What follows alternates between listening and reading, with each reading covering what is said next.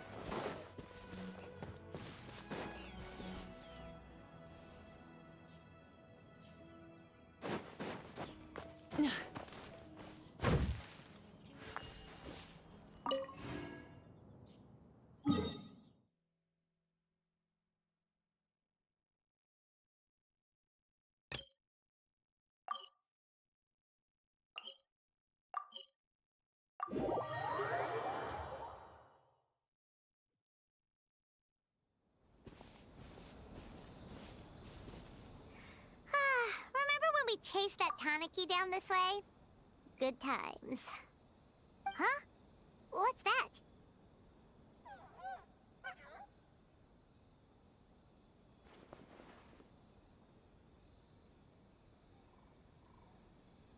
Paimon doesn't think they look anything like that. Oh, maybe there's a new kind of yokai in town.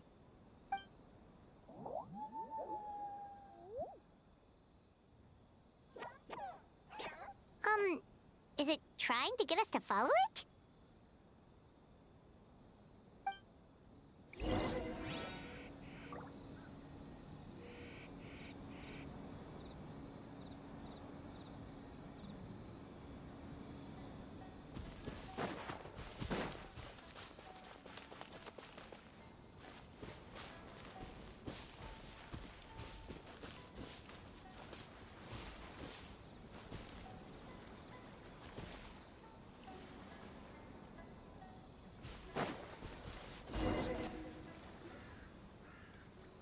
What's that girl doing over there? She doesn't look well. Let's go check on her.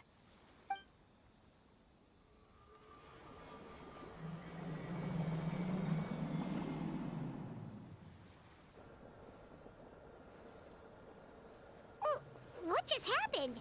All we did was lock eyes with her for a split second, then... Wait, where did all these people come from? True. Oh, and there's that girl.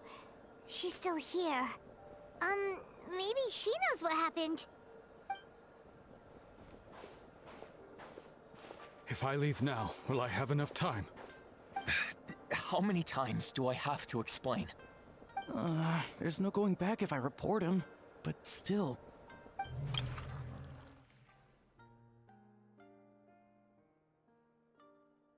Creative inspiration.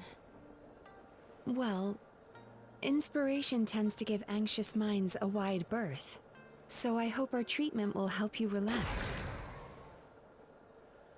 Thank you.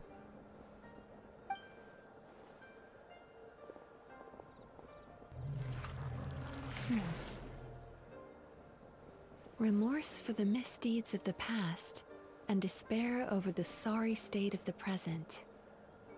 I can help you face your troubles with a more positive mindset, but you'll need to work through things in your own time too.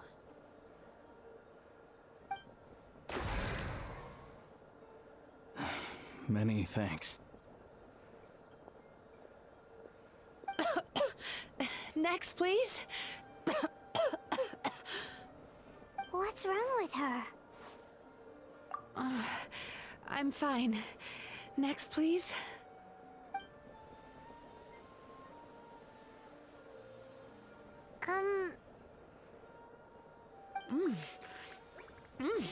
Delicious! Whoa, that was unexpected. Huh? What do we have here? Oh no, I'm so sorry. Sorry for what? We have no idea what's going on here, let alone what you're sorry for. Would you mind bringing us up to speed? Oh, it looks like you've entered my dream by mistake. Let me wake you up, then I'll explain everything. Dream? When did that...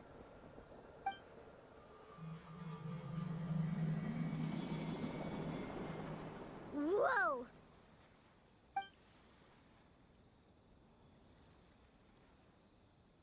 Hi. Feeling more awake now? I never expected the Traveler to literally come to me in a dream.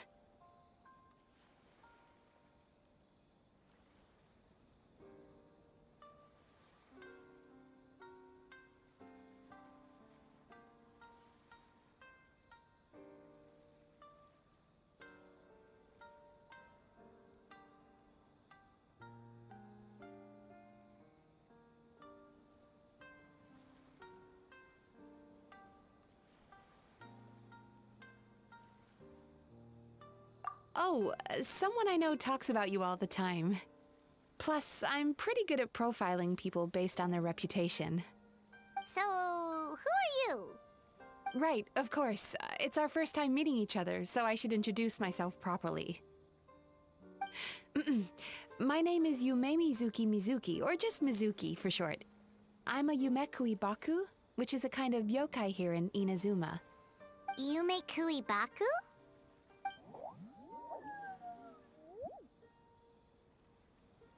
Hey, it's that little critter from before! That's what we look like in our original form.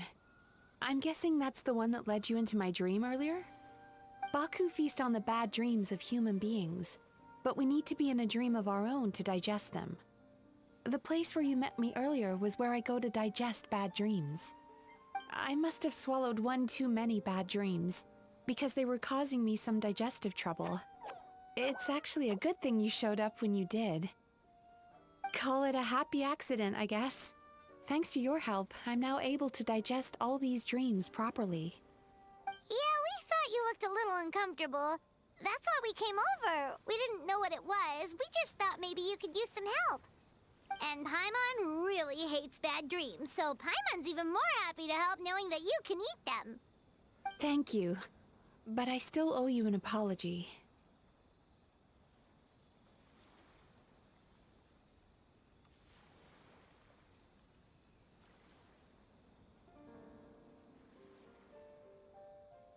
While you were inside my dream, I've eaten so many bad dreams today that I just scarfed it down without noticing. So Yume Kuibaku can eat good dreams too, huh? Still, is that really such a big deal? Of course it is. Dreams are some of the most precious things a person can have, and I just went and gobbled it down. It's the unwritten rule of my kind. Never eat someone else's good dreams without permission. I can't believe I was so careless.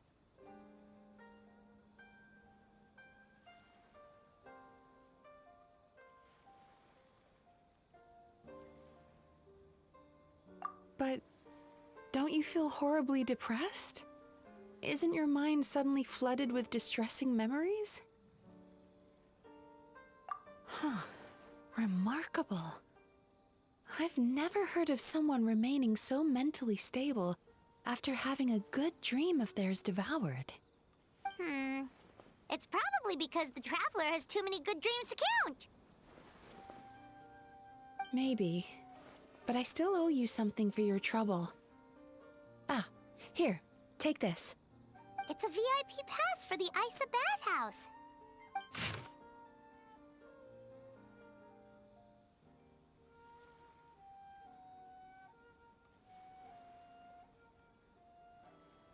Staffed by clinical psychologists and offering spa and fine dining services, we invite you to bring us your troubles and leave refreshed and renewed.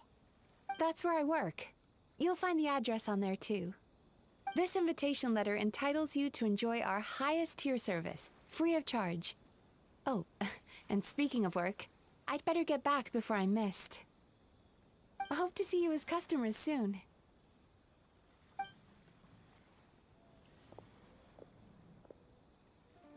So she's a Yume Baku that eats bad dreams and a clinic. Paimon's never considered therapy before.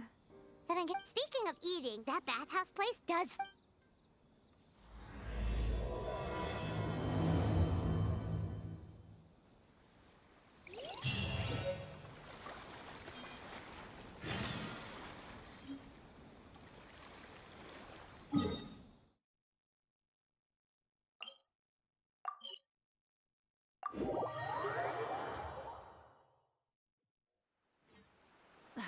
Instead of confining themselves to the heavens, God should broaden their horizons in the world below.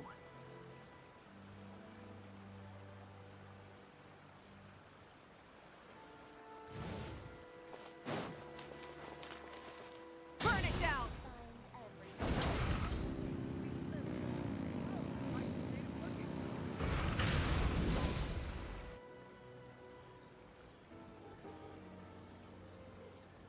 Isaac Bathhouse. Well, based on the letter, this should be the place. It looks familiar. We've walked past here several times before, right? Just never got inside. Oh, are you here to visit the Isa bathhouse? Whoa! Oh, where did you come from? Oh, sorry. Forgive me, I didn't mean to intrude. We've been struggling to attract customers recently, so I got a little overexcited when I heard you discussing my bathhouse. Your bathhouse? So you run the place, huh?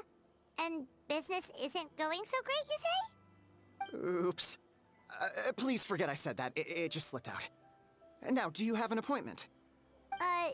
We have a VIP pass. Can we use it now? What? I've told them before, a promotional gimmick isn't gonna magically fix our business. Who issued this thing? Wait, is that Miss Yume Mizuki's signature? I'm so sorry. I had no idea you were invited here by Miss Yume Mizuki.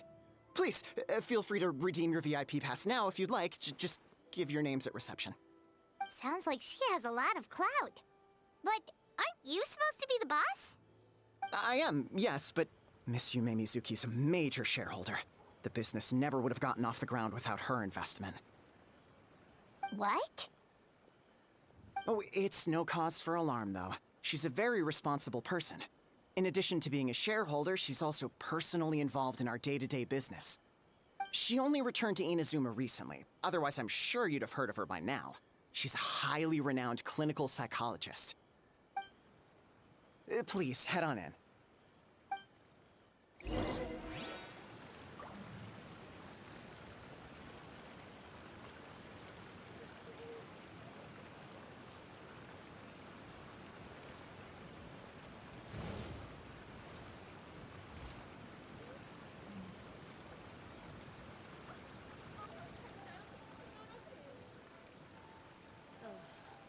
Is there anything in the world that will satisfy my taste buds?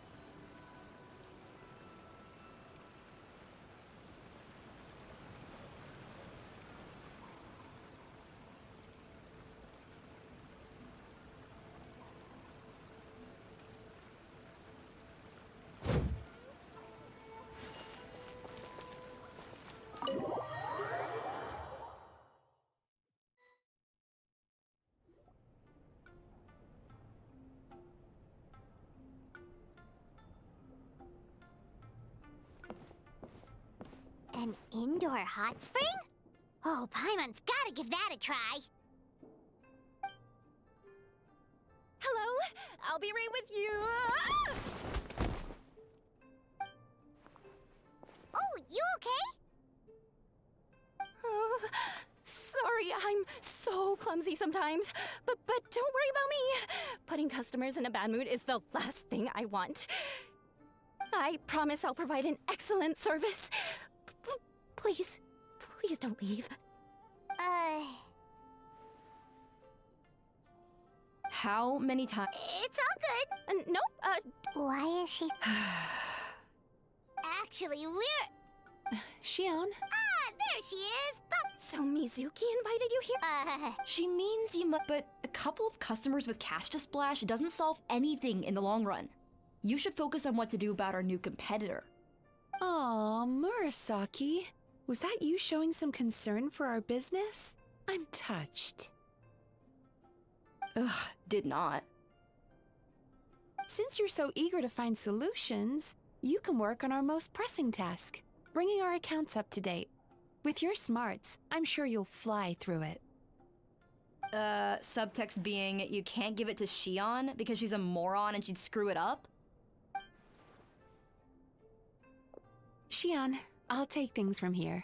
What I'd like you to do is head to the kitchen and prepare some of your very best snacks for our VIPs. Will do. That's my specialty.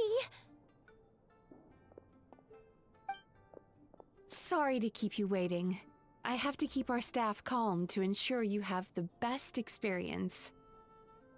The panicky little girl is Hyakujitsu Haku Xion, and the lazy lady is Shiba Murasaki. They're both Baku, just like me. Wait, so the older-looking one is actually younger, and the younger-looking one is older? That's right. How we choose to appear is just a matter of personal preference. It's more reflective of our personality than our age.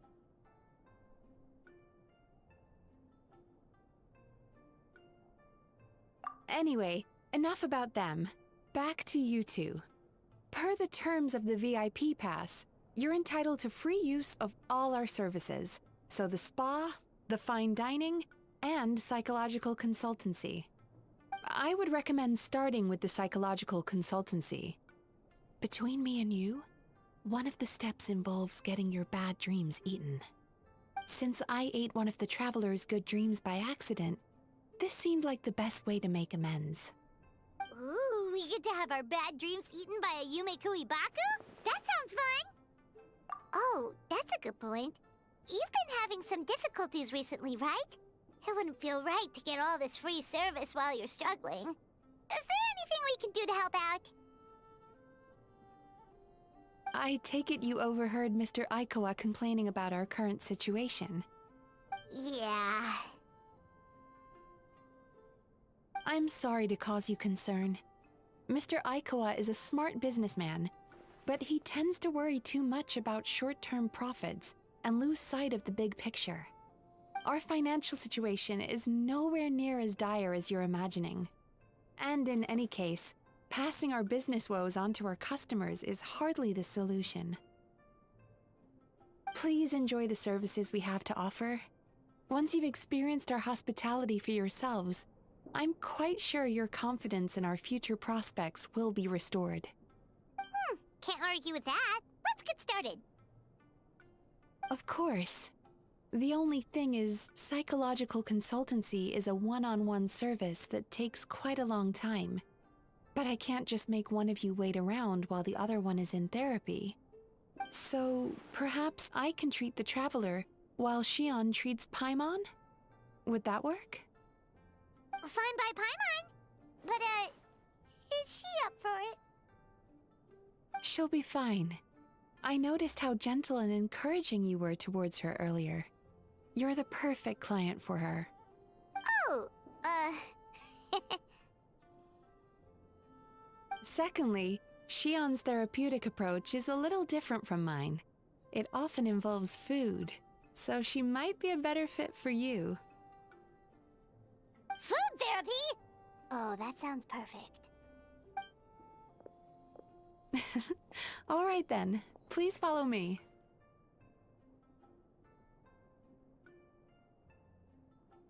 Don't get me wrong, Paimon is genuinely better suited to Xion. But in all honesty, yes, I had my own reasons for wanting to treat you myself. Your psychology is so unique. I just had to investigate further to satisfy my own curiosity.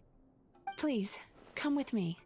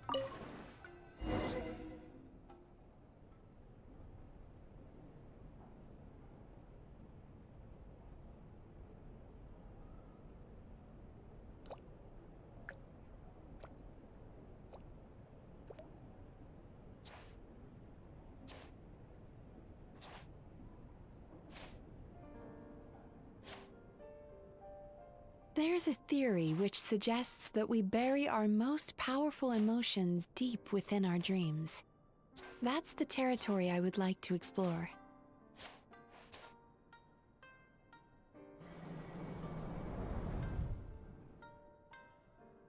Before I start, I'm going to ask you a few questions. I want you to nod your head for yes and shake your head for no, all right?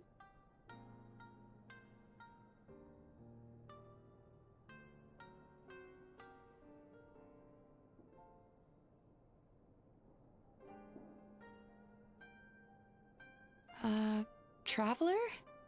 Hello? It's not time to fall asleep just yet.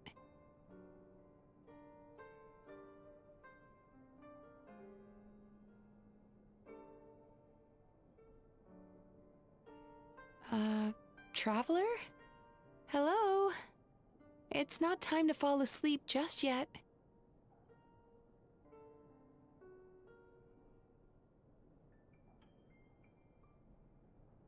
Very good. Now, I'm going to plant a few thoughts in your subconscious, but it's nothing to get nervous about. Just a way to improve your sleep quality, so the treatment will be more effective.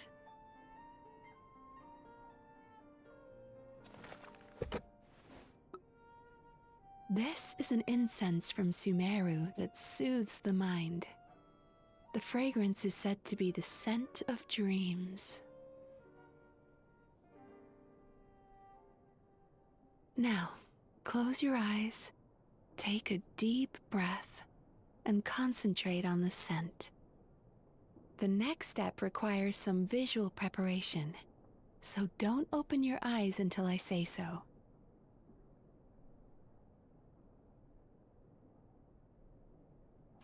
Oh, where did it go? I need to have a stern talk with Murasaki. How hard is it to just put things back where they came from?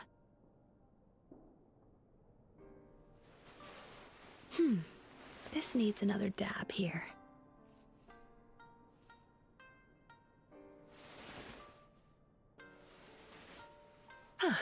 That's better.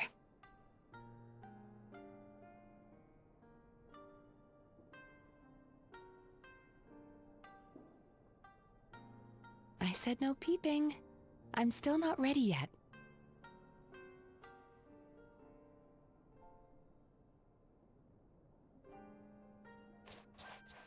Hey, don't run off now, darlings. Come here. For goodness sake, your butt's showing. All right. Shh. Let me do that for you.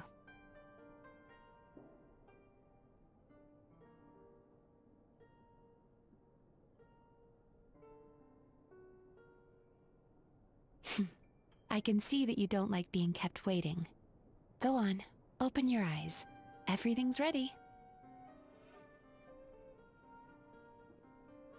Take a good look at this painting. There are some very special little darlings hidden within it, and I'd like you to find them.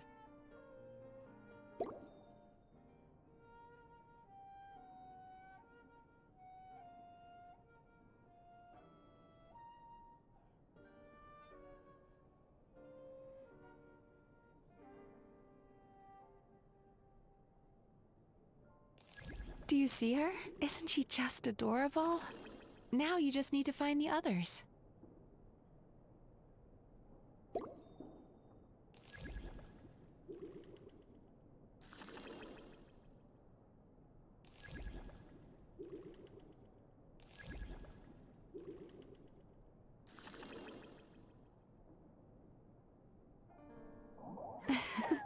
She's a Baku as well. Whenever someone starts dozing off, she's there waiting for their dream to begin. Your journey into Dreamland began as you were looking for them. Feeling sleepy? Now I want you to take my hand.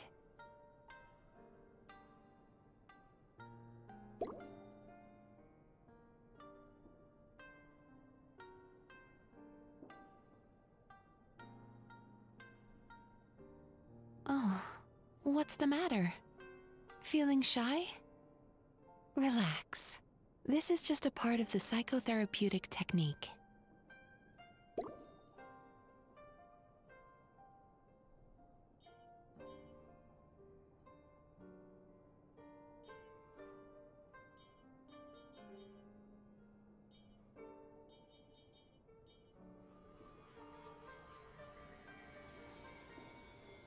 Very good. Now, close your eyes again for me. I want you to completely relax and focus your attention on the feeling of my palm touching yours. Notice how all other sensations in your body are slowly fading away. Now, imagine you're not holding my hand, but your favorite things in all of the world. You run your hand through the sakura blossoms, gently falling through the air. Then through a squirrel's fur. Then you grab a fistful of sand on the beach. You are once again in the wilderness, running with the wind at your back. But slowly, your palm loses sensation. You lose your way and find yourself surrounded by darkness. You can't see anything, but you hear someone calling you. And now, a light is shining from the same direction as their voice.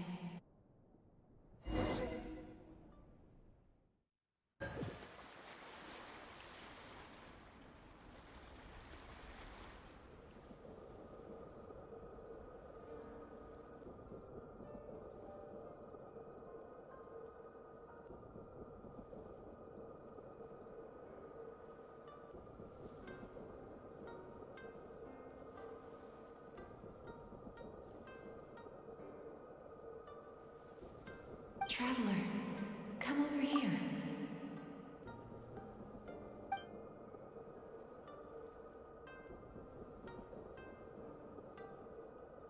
Longing caused by separation. It tastes so bitter. Please don't stop moving. Despair caused by failure. Icy cold on the lips. Please, keep going.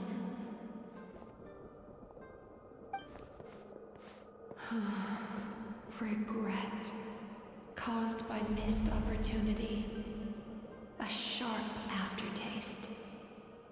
Please don't look back.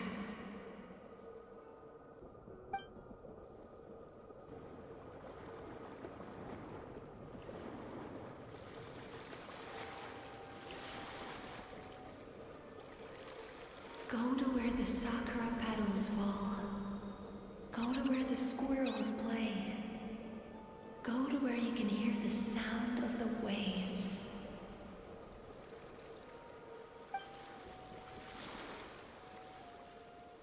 That is where I am.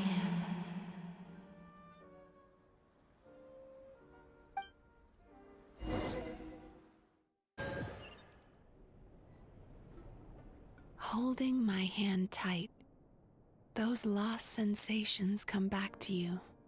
The feeling of running your hand through falling sakura blossoms, or through a squirrel's fur, or of grabbing a fistful of sand on the beach.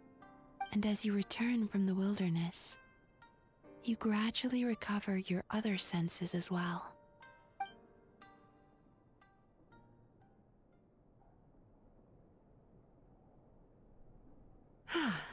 We've reached the end of today's session. Don't get up yet, though. You were just in a very deep sleep, so you're probably still feeling a little groggy.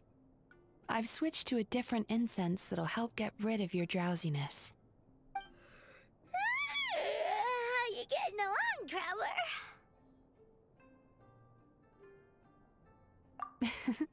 How are you feeling after your session, Paimon? Kinda fresher and more relaxed. It feels cozy somehow. Good. That's exactly how you should feel after having a nightmare eaten. It sounds like the session was quite effective.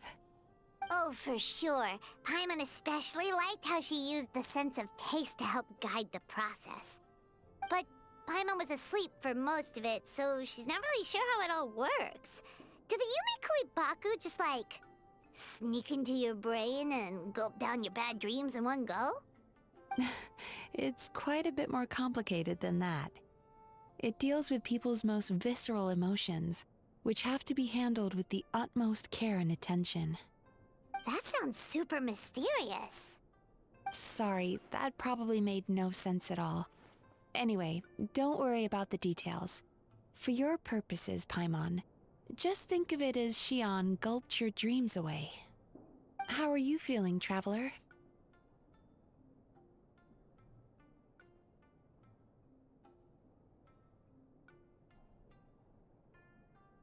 Really? I still think there's more work to be done. What do you mean? You have quite a reputation for resilience and positivity, so I expected to find very few negative emotions in you at all. But when I was deep in your subconscious earlier, the sheer weight of the emotions hidden there was overwhelming.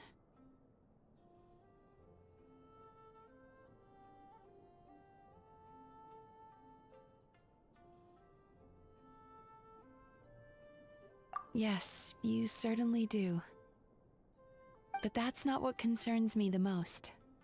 Despite all your negative emotions, I couldn't find a single bad dream. So I just gave your mood a boost for now. Huh. Well, maybe he's just an eternal optimist at heart. Optimist or not, everyone has bad dreams. Maybe they're just hidden even deeper in your mind. You're a unique case, as I suspected. But he said he feels cozy, just like Paimon. So whatever you did, the treatment worked. True, but as a clinician, I would have hoped to reach a better understanding of my patient.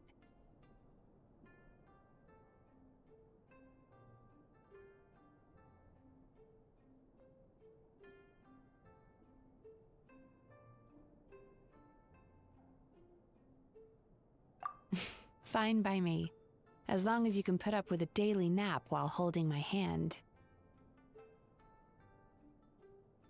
Anyway, all jokes aside, it's time for you to try out the hot springs.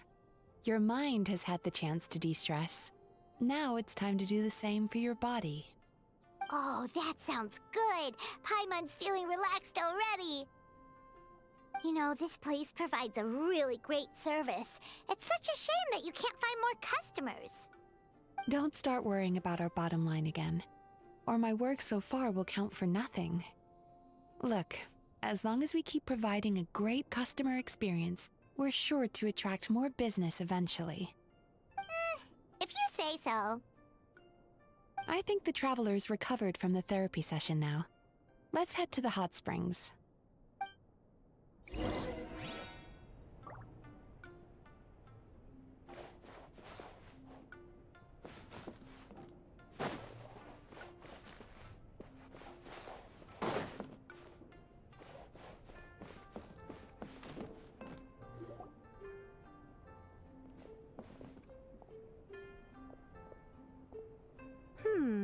Most impressive, I must say. Miko, what brings you here? There you are. I heard a rumor that you were about to be kidnapped. Naturally, I had to come and see it for myself. She's joking, right? Paimon can never quite tell with her. Miko, it's been a while.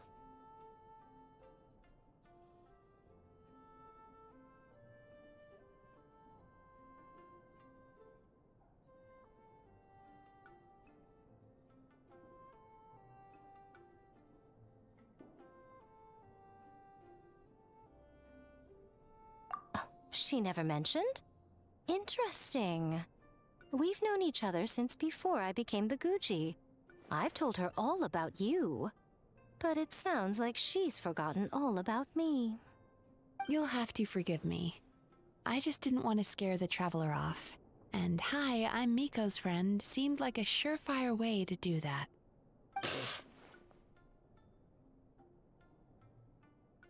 Oh, I've missed your way with words.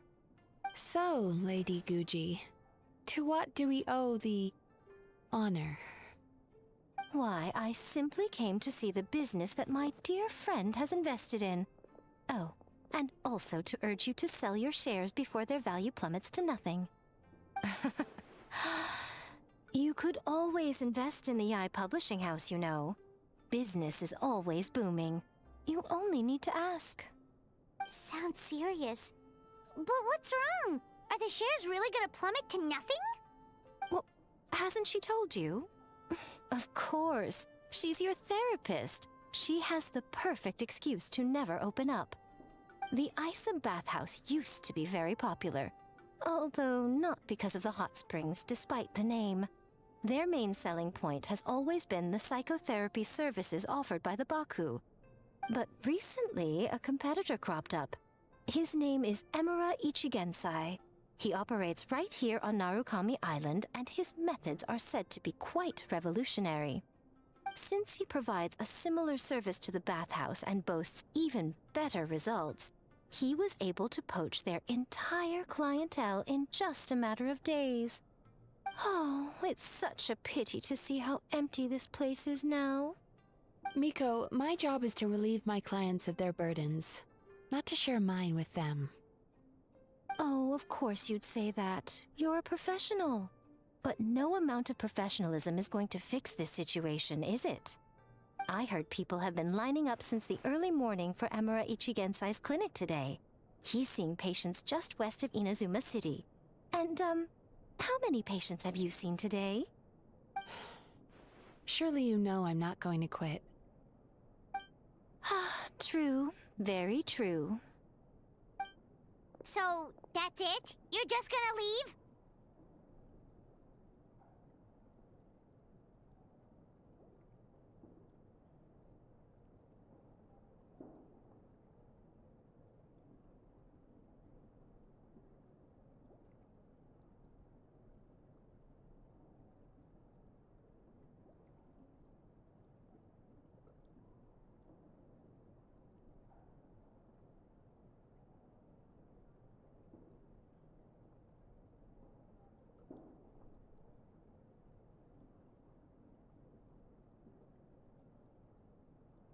Oh, I'd love to help, little one.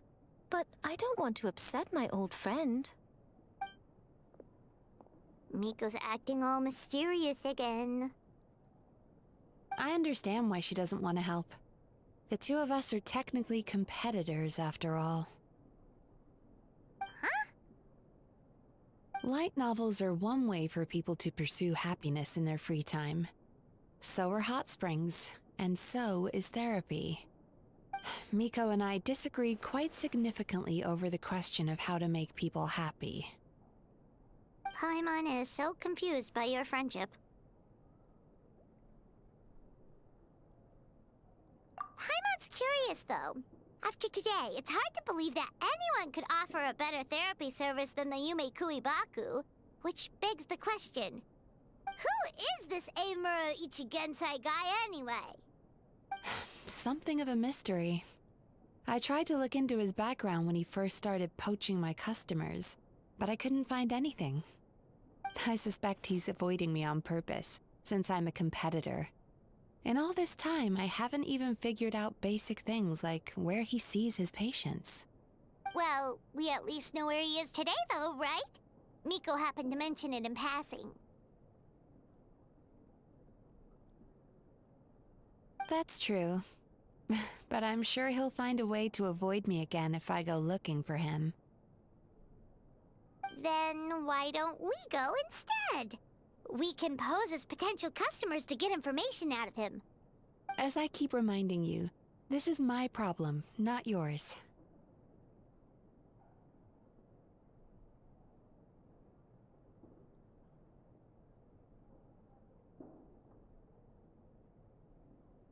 Exactly. You provide an amazing service here, and we want all our friends to experience it as well. Huh. Well, now it just seems rude if I reject your help. In return, all I can offer is an even better service on your next visit. Sure thing. Just leave this to us.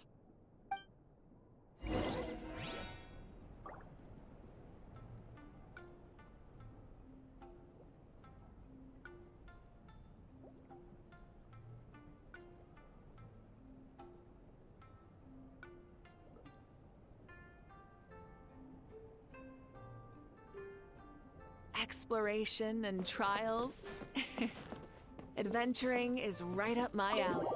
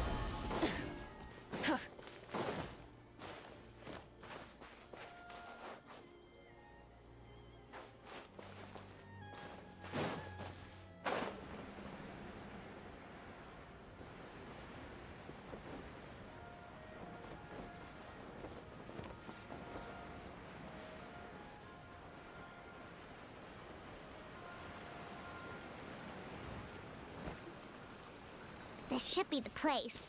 That guy looks official. Let's go ask him. Hi there. We're looking for Eimura Ichigensai. Are we in the right... Pay first, take a ticket, then wait your turn. Okay. 97.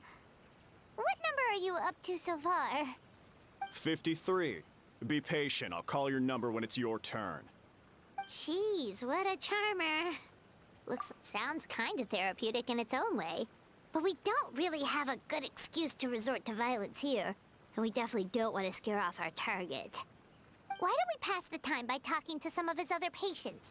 It looks like there's a few of them standing over there.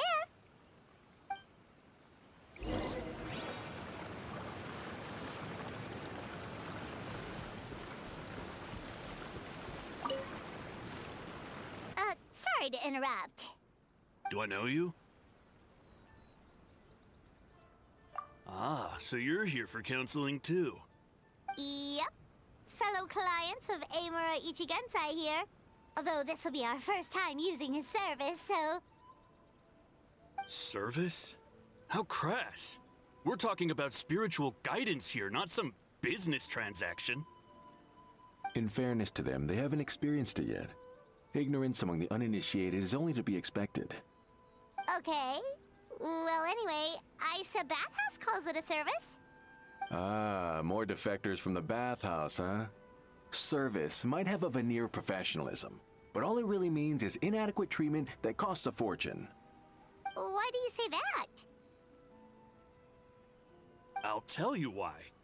After just a few sessions with Emura Ichigensai, you'll completely forget about all your troubles. From then on, it's happy thoughts only. Today's supposed to be my last counseling session. He says that after we're done, nothing will ever trouble me again. Meanwhile, Isa Bathhouse boasts about their strange and mysterious methods, but it's a total scam. They only treat the symptoms, not the root cause, meaning you have to go back time after time. Also, they can keep charging you, of course. Exactly. Overpriced and ineffective. But counseling from Emura Ichigensai? I can't get enough. I know I'm done after today, but I'd take any excuse to keep coming back. Me too. Probably see you tomorrow then? Whatever the truth of the matter is, Paimon is starting to seriously dislike these guys. Fine. Yeah, so we're mostly here to see what all the fuss is about. You guys seem to be experts by now. Is there anything we need to do to prepare for our session? No, you don't need to do anything. Just show up, take a seat, and he takes care of the rest. I remember he lit some incense. It smelled wonderful and instantly relaxed me. I already know of the troubles that bring you to me. I don't know why I lose my temper so easily. I'm pretty messed up, right? Yes, in the sense that all negative emotions are defects of the mind. But I can remove these defective feelings, leaving your mind healthy. Now, receive my guidance.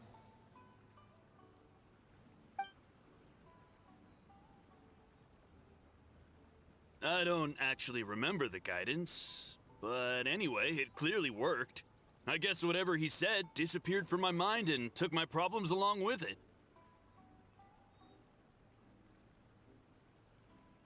Oh, so rude. Your counseling session will change your mind.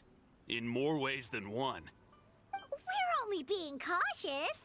What's wrong with that? You said it yourselves. The whole reason everyone's coming to this guy is because they're worried about getting scammed out of their Mora. That's a fair point. You just need some reassurance, right? In that case, I can let you in on a little secret. Go on. Well, someone in my family actually knew Imura Ichigensai before he made a name for himself.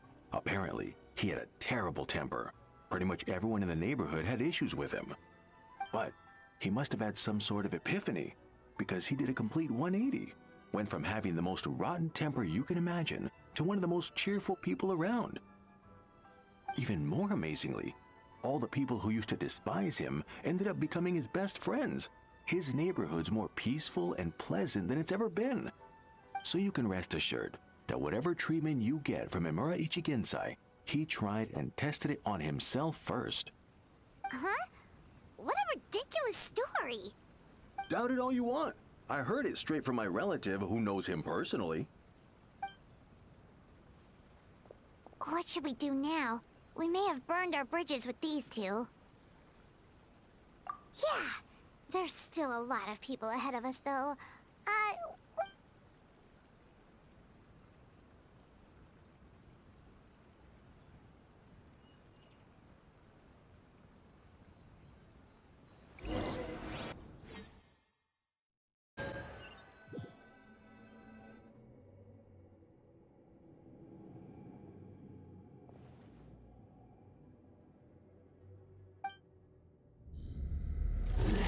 Go of your pain.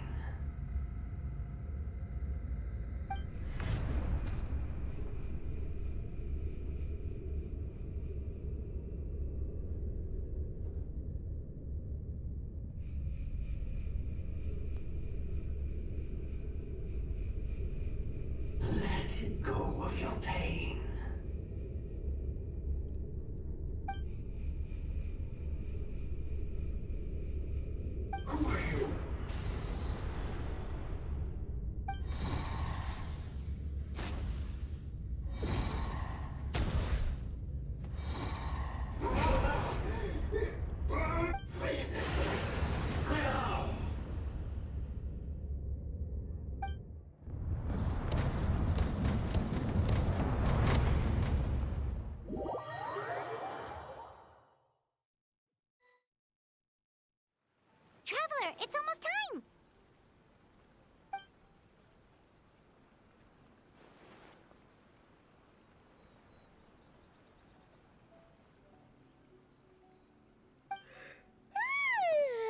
That was a long wait.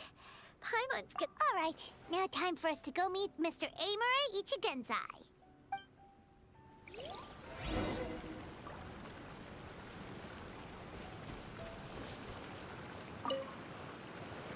Oh, hello! We're number 97. It should be our turn now, right? Yeah, sorry, the clinic's closed for the day. What? Because Emura Ichigensai doesn't have limitless energy, that's why. He's gone home to rest. You'll have to try again tomorrow.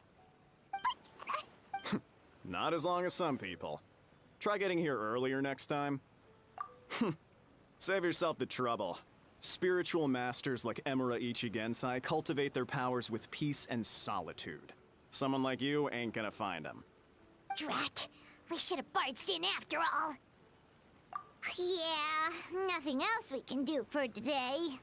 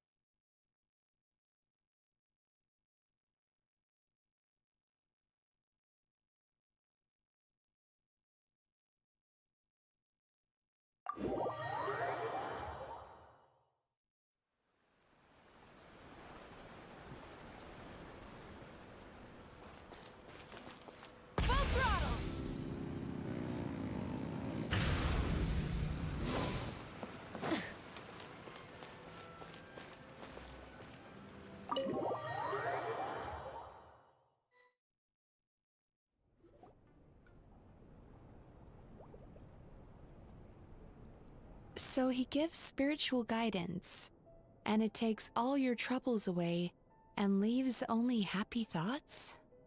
Yep, at least that's what his clients say. How is that possible? Not even Mizuki could do that, and she's an incredible psychologist. Is that right? Paimon was gonna say, it all sounds too good to be true. It certainly is. Humans are, how to put this, they're a moody race. Always upset about something. Show me a human without a care in the world, and I'll show you what messed up really looks like. You think? Because honestly, this sounded pretty convincing. And they said they only left the Isa bathhouse because they found it didn't deal with the root cause of their issues. But the idea he is spreading is categorically wrong. That settles it then. Imura Ichigensai is a quack, making false claims to steal all our customers.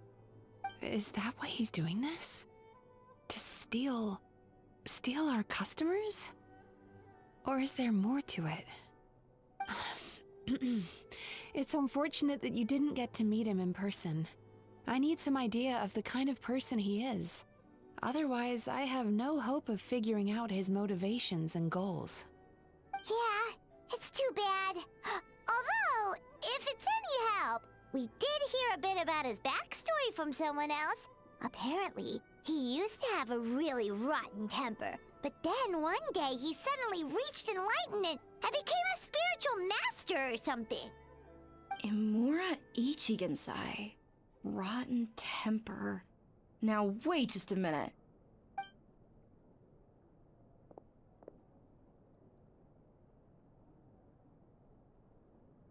Filing patient records is normally the most tedious job in the world. But once in a while, something mildly amusing grabs my attention. Take a look at this. Amora Chuya? It's him. I remember him. Wait, that guy? What is it? What about him? Where to start? Imagine a big ball of negative emotion took on human form and started walking around. That's pretty much Imura Shuya. His patient record mentions that he loved nothing more than a heated argument. No matter how trivial it was, he could never agree to disagree. He always had to be right. The happiest part of his day would be winning an argument and proving the other person wrong. If he lost, he'd sulk, and if anyone called him out, he'd throw a huge tantrum. Before long, he'd turned everyone against him. Sounds like he had issues. Oh yeah, serious issues. Anyway, since no one would talk to him in real life anymore, he turned to the reader's letters column of a magazine by the Yae Publishing House, where he would attack writers and trade insults with other contributors. Naturally, this ruined the column for everyone, and the editors soon started rejecting his letters. Next thing you know, he's written a complaint letter to the Tenryo Commission, demanding that Inazuma pass a law to make it illegal for the Yae Publishing House to reject letters from readers. Gee whiz! Where would you even start with a client like that? In my case, by giving them a wide berth. Mizuki dealt with this guy. I'm pretty sure he only came here to try and start something. But Mizuki managed to get him into a session, and after some treatment, his mood improved by a lot. Murasaki makes him sound like a rabid animal. He wasn't that out of control. Sure, his personality was very abrasive, but it wasn't hard to see why. Once I understood his situation, I was able to diagnose him very quickly. You have very high expectations for yourself, but you've faced a lot of rejection in the past and haven't achieved much in your life. You've never had any real close friends, so you don't know what healthy connections with other people look like. This puts you and your ego in the center of your world. In short, you long to feel a sense of accomplishment and to receive attention from other people. But both of these are lacking in your life. You have no idea how to properly deal with these emotions, so you've been taking it out on other people, partly to seek attention, and partly because you get a shallow sense of accomplishment whenever you win a war of words with another person. You promised the world in your adverts, and that's seriously the best you can come up with? I'm not even going to bother explaining all the reasons you're wrong.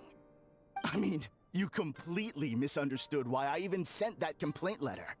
The Yae Publishing House practically has a monopoly on Inazuma's publishing industry. In the magazine column you wrote to, your strongly worded letter appeared alongside dozens of others which praised the writer for their work. You can't talk about what their readers have to say without including them, too. No one with half a brain would praise a festering pile of garbage like that.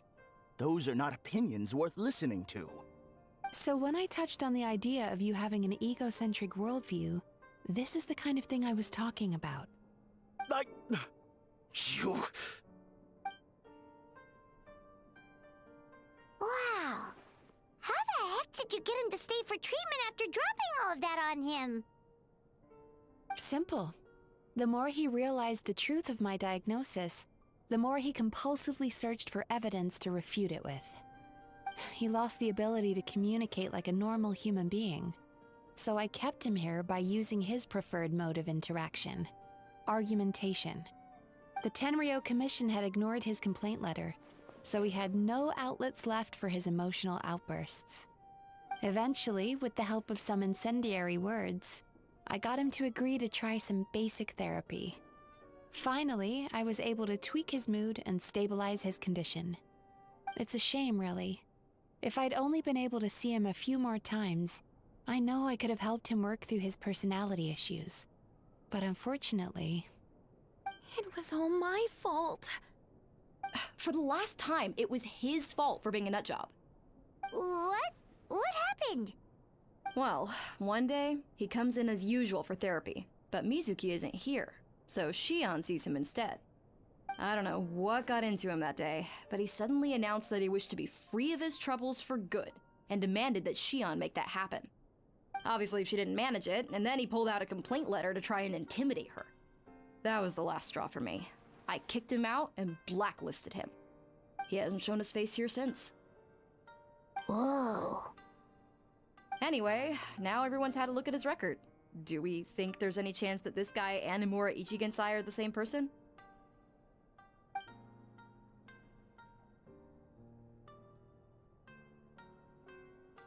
Because it sounds to me like after he didn't get what he wanted, he decided to have his revenge by lying to our customers and getting them to leave.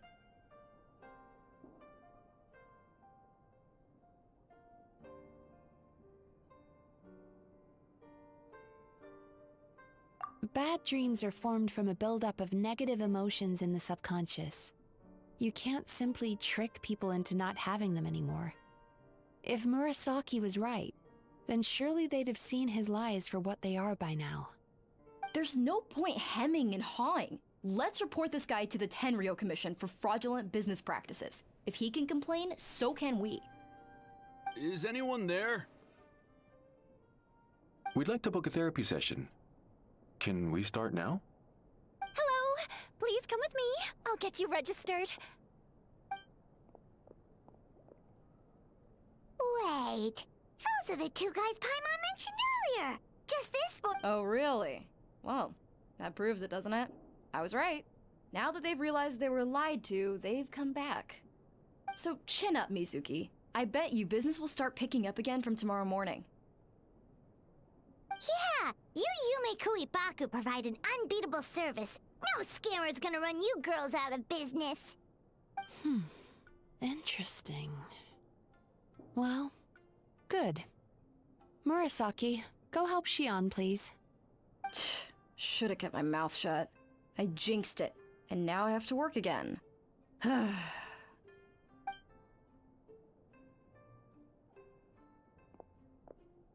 Now we just need to report this guy as a fraud to the Tenryo Commission. Like Murasaki suggested. Problem solved. It looks like the Isa bathhouse will be back in business in no time. No idea if our investigation actually helped, though. Of course it did. You were a huge help, and I owe you big time for it. Now then, you only got partway through the VIP experience last time, didn't you? You still have to try the hot springs and snacks.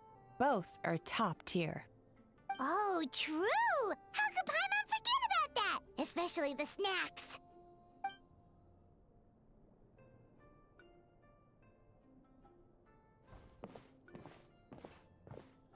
Wow, Paimon feels incredible now. Nothing beats the complete service package.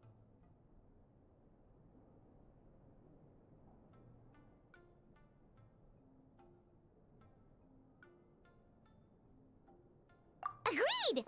Although Paimon didn't notice her inside just now. What could she be doing out at this hour? Let's ask around. Hey there, Mr. Aikawa. Do you have any idea where Mizuki went?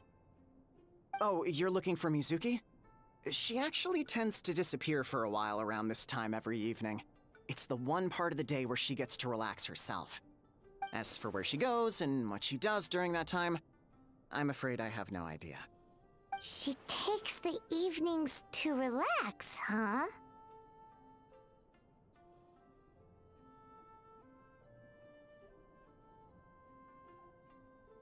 She probably tells people she's relaxing, but actually she's digesting the bad dreams, right?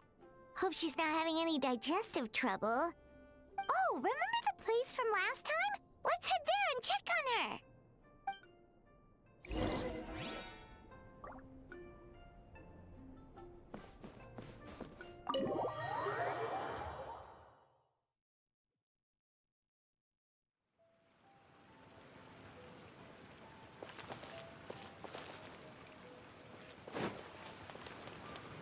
Rise with the sun!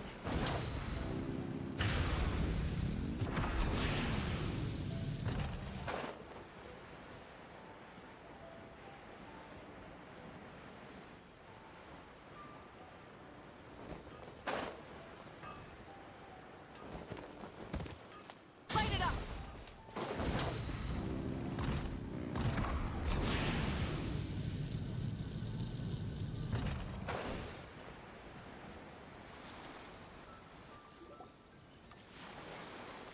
This should be the place.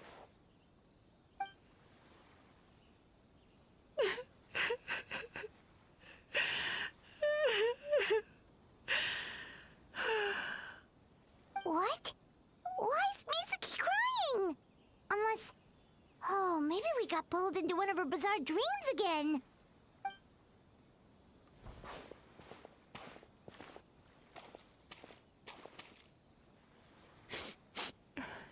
Traveler? Paimon? What are you doing here? Well, firstly, we were hoping to get our next appointment booked in.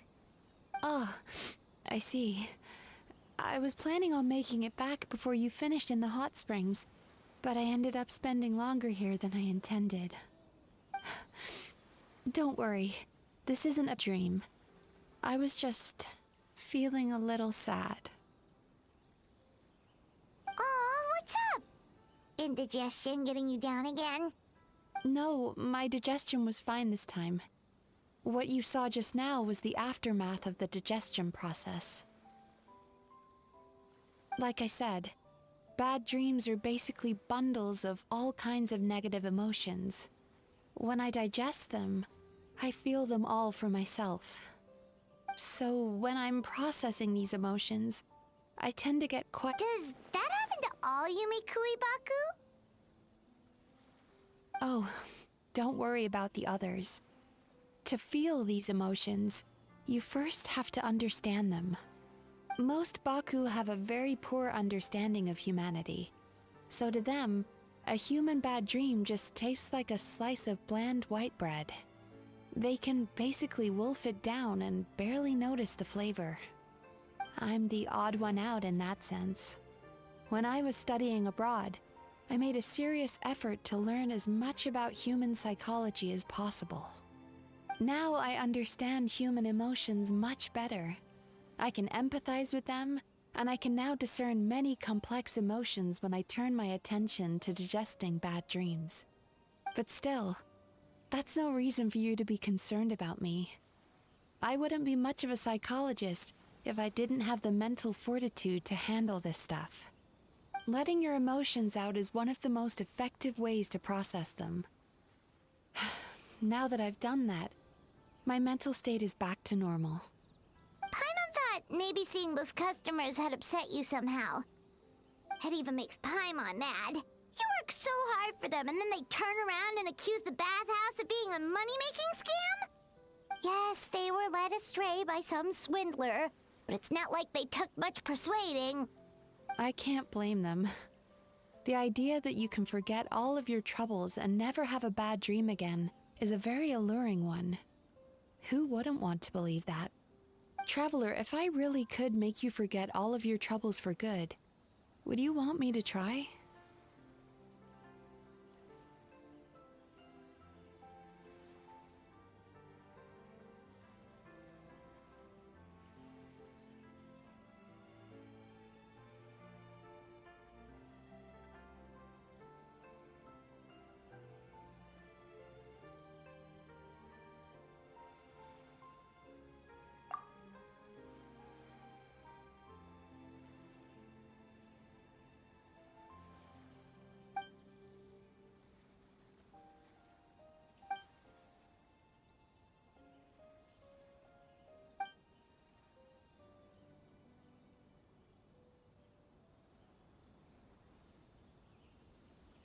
You really are different from other people. Discovering what troubles people is easy for me, even in your case. But although I can see your troubles clearly, I still don't completely understand you. Thanks for checking in on me. As a psychologist, I know how to take care of myself, but you showing that you care is still appreciated. Anyway, it's much too late to book another appointment now. You should head home, get some sleep, have a wonderful dream, and come see me again tomorrow. All right, good night. Bye for now. If you still want to book another appointment tomorrow, make sure to come see me early.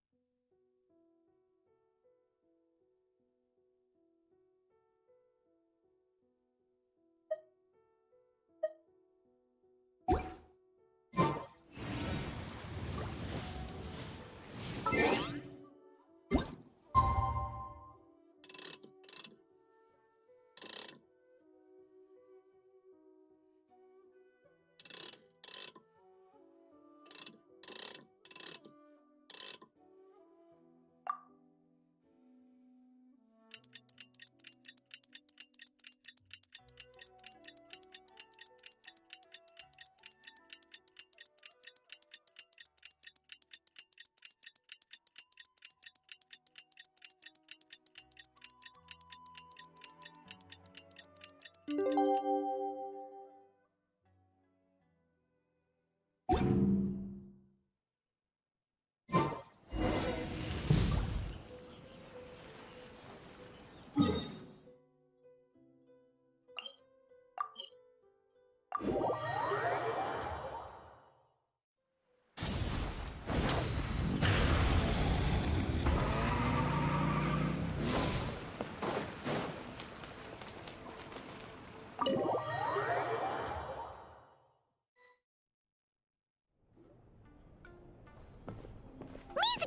We're here to book our next therapy appointment.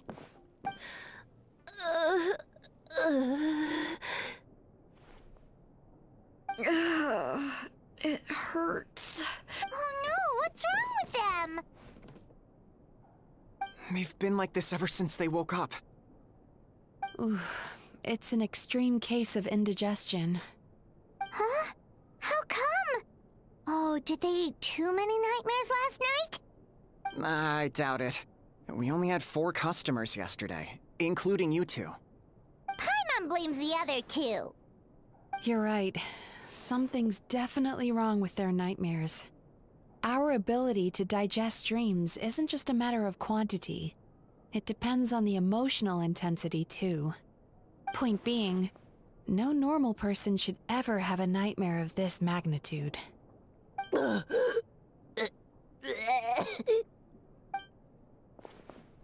Oh, this situation is dire. If I can't find a way to help them digest their dreams soon... What can we do? Let us help! We need to find those 2 customers from yesterday and figure out the cause of their bad dreams. Without knowing that, I have no way of treating them. Traveler, Paimon, I know you spoke to them both. Think you can track them down? Let's see. They did say they were gonna get counseling from Amora Ichigensai again. Chances are that's where we'll find them. Lead the way. I'm coming with you.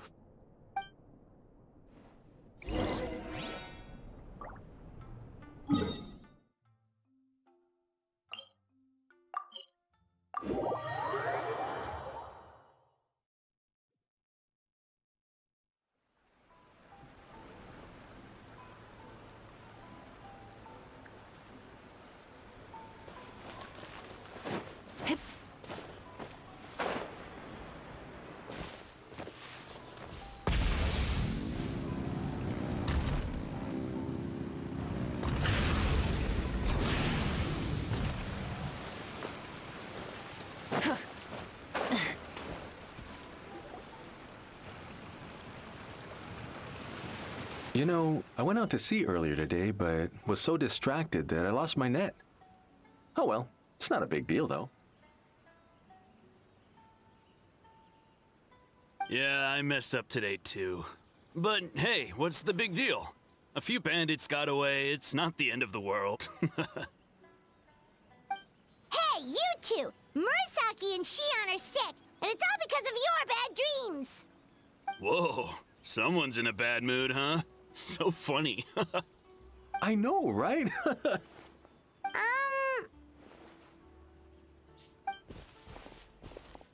What's wrong? They're acting so weird. Paimon was pretty aggressive just now, but they don't seem offended at all.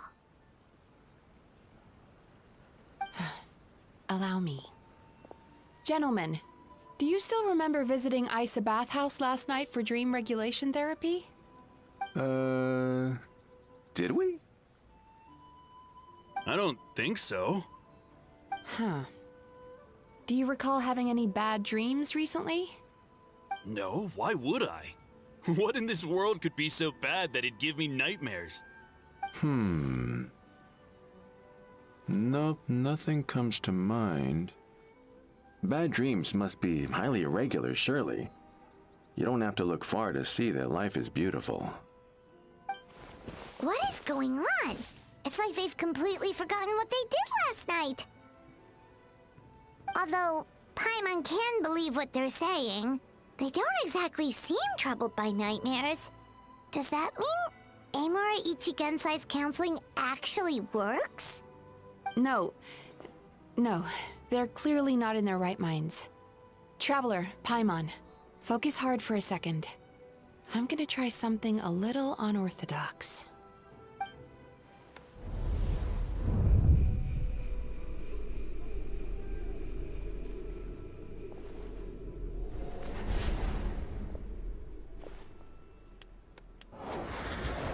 Whoa! What did you do? Entered their subconscious minds. I noticed they've both become disassociated from their subconscious, meaning I can access it, similarly to how I enter people's dreams. No. No! Those thugs! I won't let them get away with this! I won't! The sea is too rough today. I should stay on dry land till things calm down. Huh? As you can see, their troubles haven't gone anywhere. Susukita seems to have a short fuse, which causes him to act out of line. I'm sure this has caused him a lot of grief in his line of work. As for Umiko, I believe he developed a fear of stormy waves after a near-death experience. Now he's reluctant to sail out to sea at all, which is having a devastating impact on his livelihood. Their negative emotions have been isolated from their conscious minds and left to float around in their subconscious. That's why on the outside, the only emotion they appear to feel is happiness. But those suppressed emotions will only continue to fester in their subconscious, eventually turning into the nightmares that have been giving Murasaki and Shion indigestion. If it's Emura Ichigensai's doing, I guess he's not the straightforward calm man we thought he was. Maybe he really does have ways of influencing human emotions. That would explain why no one has blown the whistle on him yet. Did you notice anything strange when you came here yesterday? Not really. They were a lot more serious than today.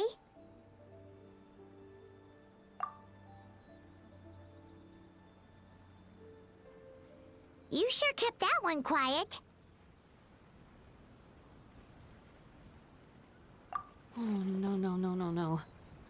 Look, we have to find this Emura Ichigensai right away. Mizuki, what is it? Something inhuman is at work in Emura Ichigensai.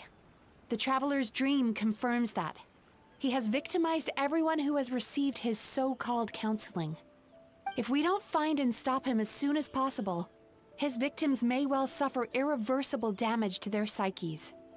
Yikes! Well, guess we better press these guys a little harder.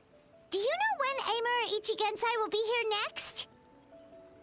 What's with the urgency? Why does it matter when he shows up? Yeah, he'll turn up when he's ready. No point in trying to rush him. Ugh, this is infuriating. You do remember what happened last night, both of you. Only you don't want to talk about it, because you can't reconcile the presence of a nightmare with the happiness you presently feel. Just thinking about it brings up an overwhelming sense of being torn apart. You can't quite put it into words, but you fear you're a hair's breadth away from a total breakdown. Is that about right? Please, stop. Everything will be fine as long as we don't think about it. Emura Ichigensai's treatment has clearly left you wounded and vulnerable. But don't worry, I'm not here to snap you out of your denial. At least, as long as you answer our question. All right. But seriously, we really have no idea. We've asked already, and all we know is that he's not coming today. Yeah, apparently yesterday's session kind of tired him out.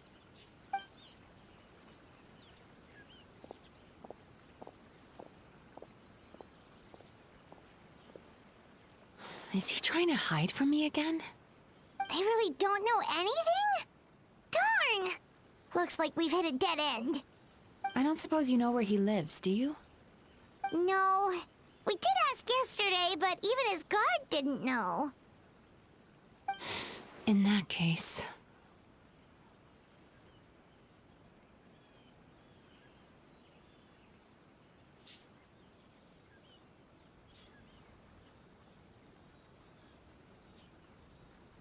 Yes, I suppose.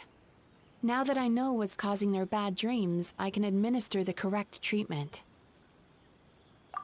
Honestly, you've already done your part by bringing me here. I can't keep troubling you.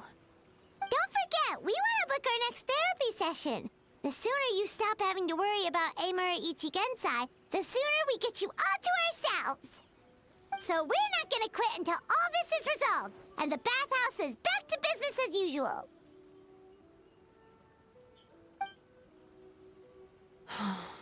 Looks like I have no choice but to accept your help again. I have to make sure Murasaki and Shion get the treatment they need. Still, I'm gonna need your full cooperation. If you do find Emura Ichigensai, please do not approach him. Just send me a message and keep an eye on him until I arrive. The last thing I want is for you to put yourself in harm's way. Don't worry about that. You should see some of the other bad guys we've taken down in our time. This guy's small potatoes compared to them. Paimon.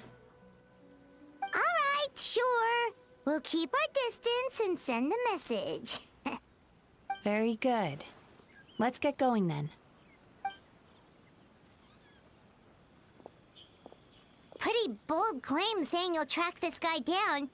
It's nice of you to give Mizuki one less thing to worry about and all, but what the heck do we do now? What if we can't find him? 'Cause, in case you hadn't noticed, these guys are hopeless. They don't know anything.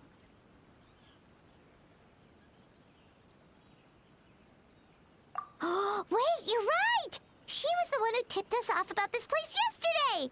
She probably knows way more than she let on. There's no time to lose! To the Grand Narukami Shrine!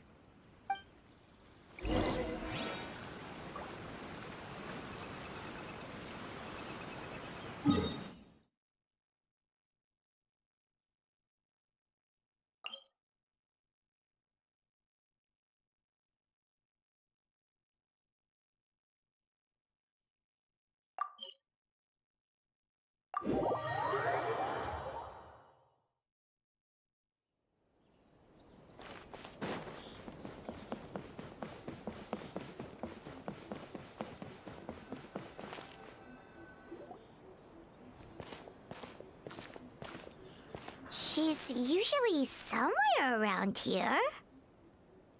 Here for a fortune slip, little ones? Or visiting a friend? Whoa! Where did you come from?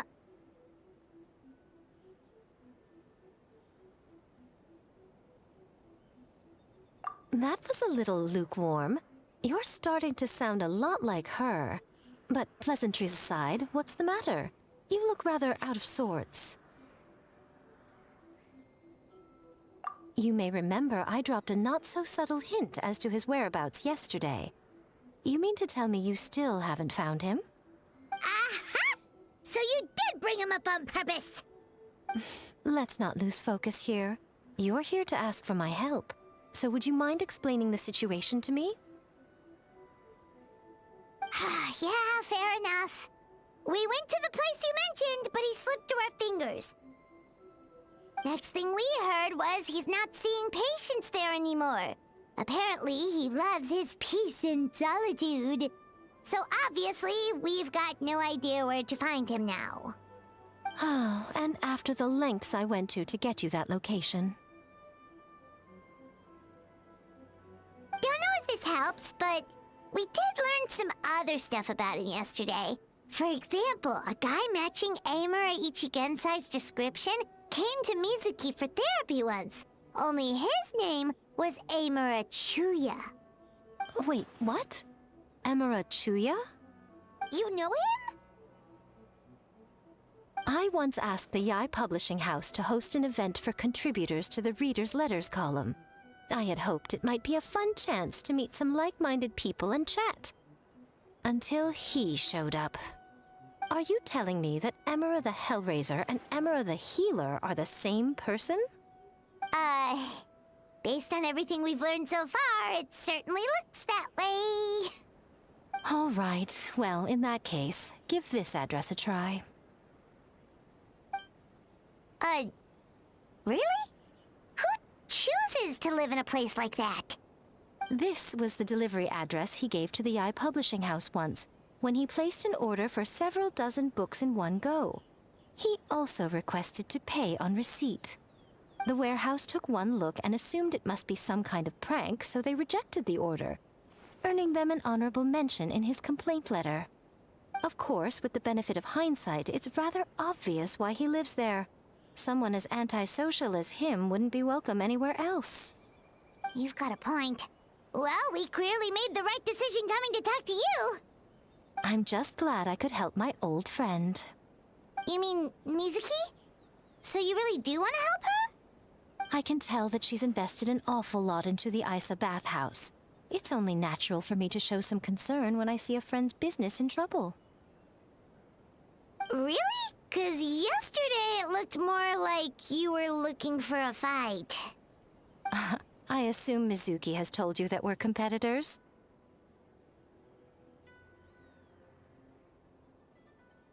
She has always believed that, ever since we were classmates. And now that I'm the Guji of the Grand Narukami Shrine, I'm sure she must feel the need to prove herself through her endeavors at the Isa bathhouse. The last thing she'd want is for me, of all people, to swoop in and save the day the moment the going gets tough. So if I want to help, I have to be mindful of her feelings, and I'll take that as a compliment. Mizuki's always so considerate towards others. It would be nice for someone to reciprocate. Well done, you took the hint. Now, while I'm sure you'd love to chat longer, you seemed to be in a great hurry when you arrived. Shouldn't you be on your way? Oh, right. Come on, let's send a message to Mizuki right away.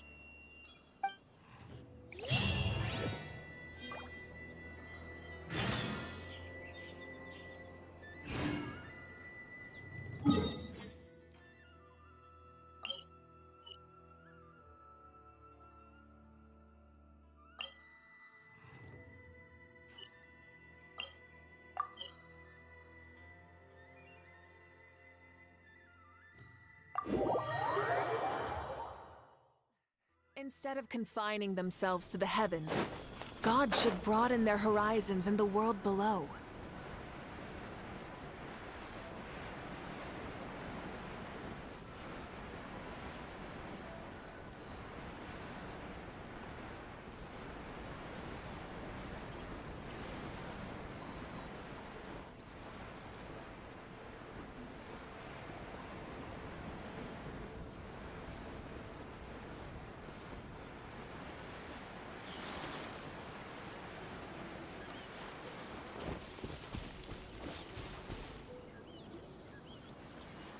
This should be the place Miko mentioned, right? Traveler, Paimon. Mizuki! That was quick. All thanks to you two. With what I learned from those two guys, I managed to give Murasaki and Shion effective treatment as soon as I got back. That meant I was free to head out again as soon as I received your message. So, this is where Emura Ichigensai lives. Sure hope so, 'cause this is a... Then that confirms it. We've come to the right place. Now we may face great danger once we're inside. So from here on out, stay close to me and stay focused. Mm-hmm. We'll be fine. You just focus on what you need to do. All right, fine.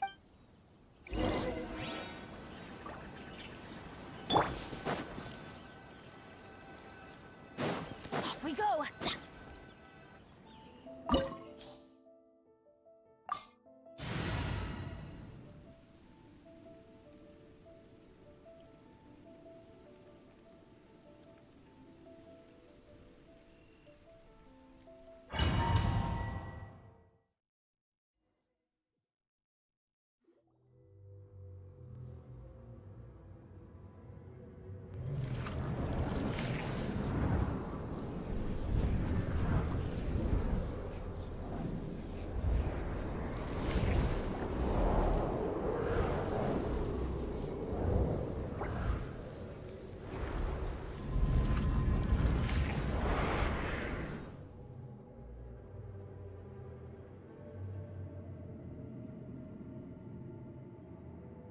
Whoa. This is not what Paimon was expecting.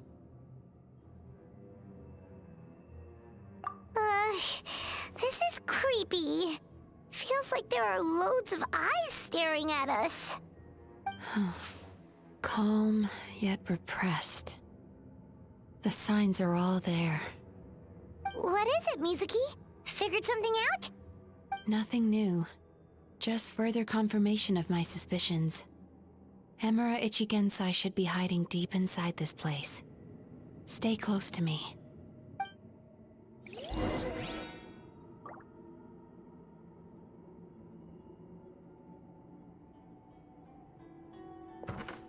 Turn that frown upside down.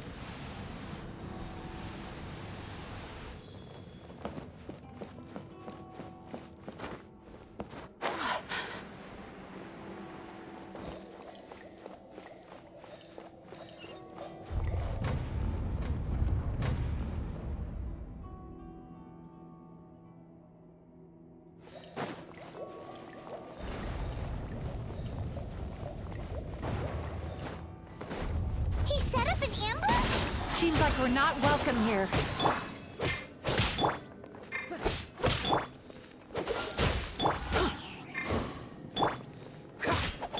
Wind strike. That hurts. As one with wind and cloud. Rev the engine.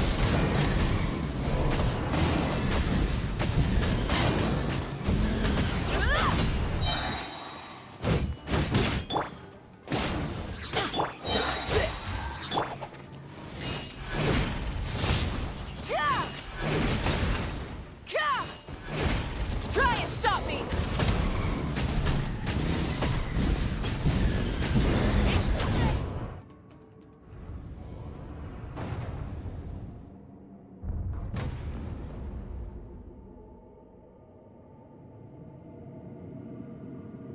Miss Yume Mizuki, you found me at last.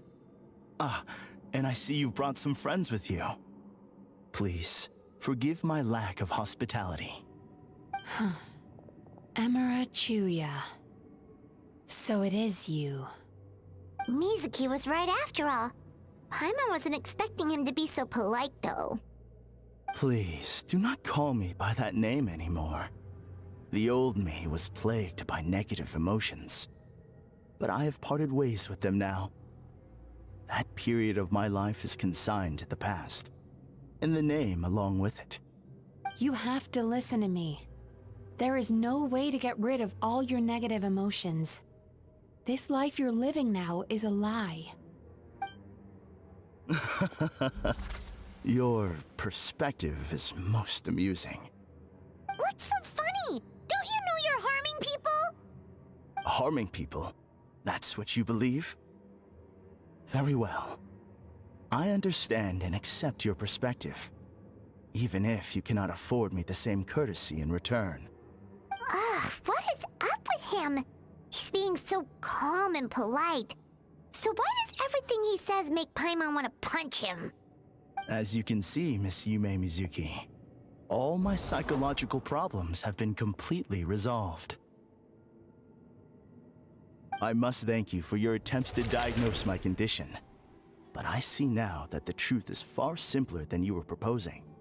All my misery was merely a consequence of human frailty. I could not hope to remove my emotional impurities on my own strength. I lived in fear and anger.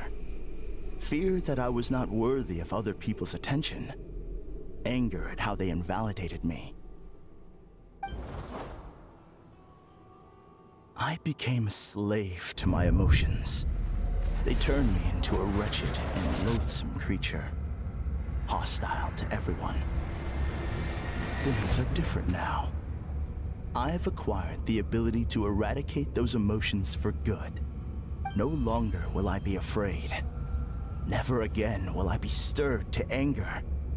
No, I am filled now with only one emotion, and that is happiness. I have become humanity perfected. What I'm hearing is that you've developed your own unique understanding of psychological issues. So how about you play therapist this time? I have a couple of cases I'd love to hear your thoughts on. I would be delighted.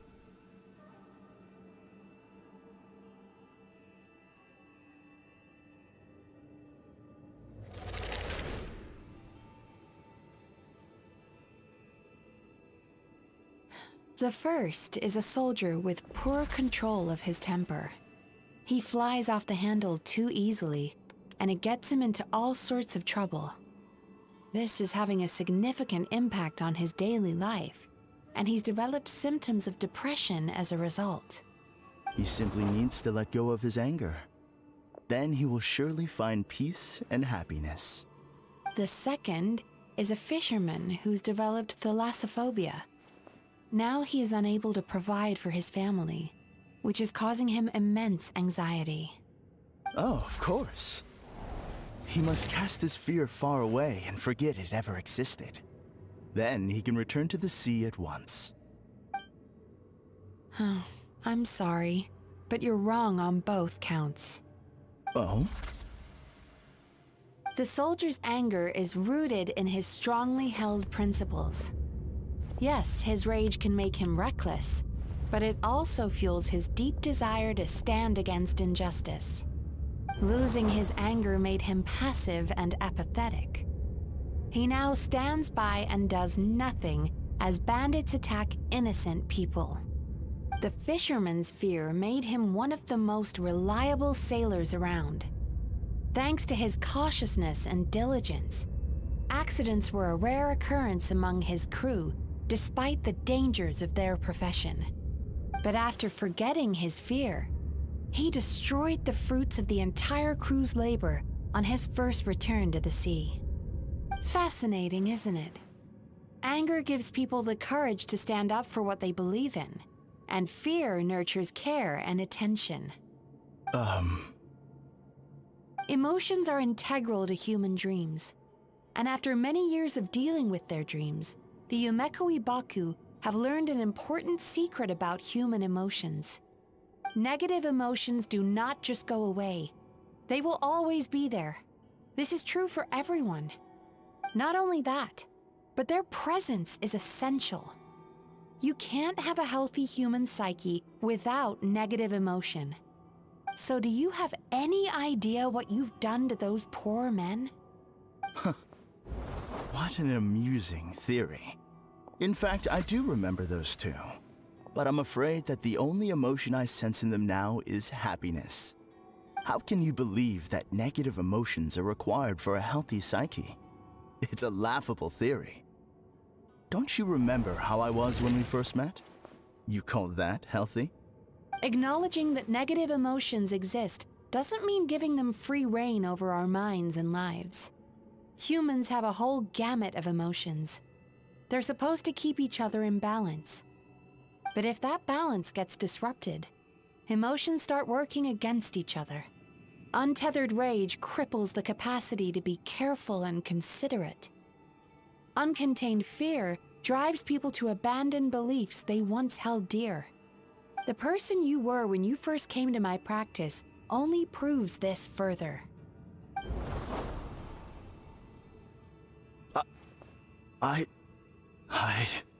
You were dominated by your emotions. Under their influence, you deliberately inflicted pain on other people.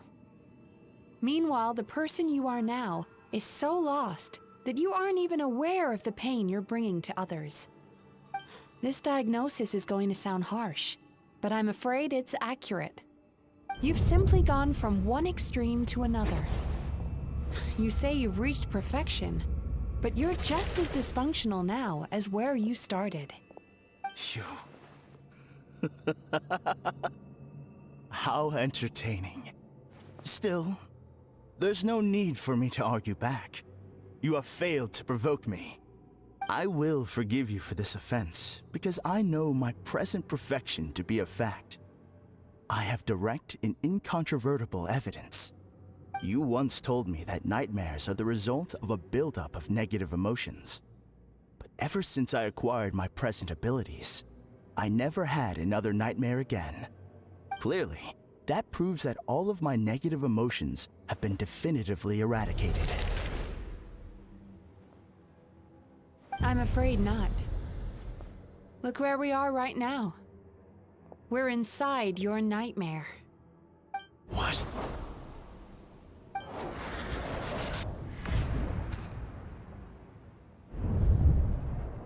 No wonder! knew something was up the moment we arrived! The enemies that we encountered were manifestations of his negative emotions. That can only happen in a nightmare. No, that can't be.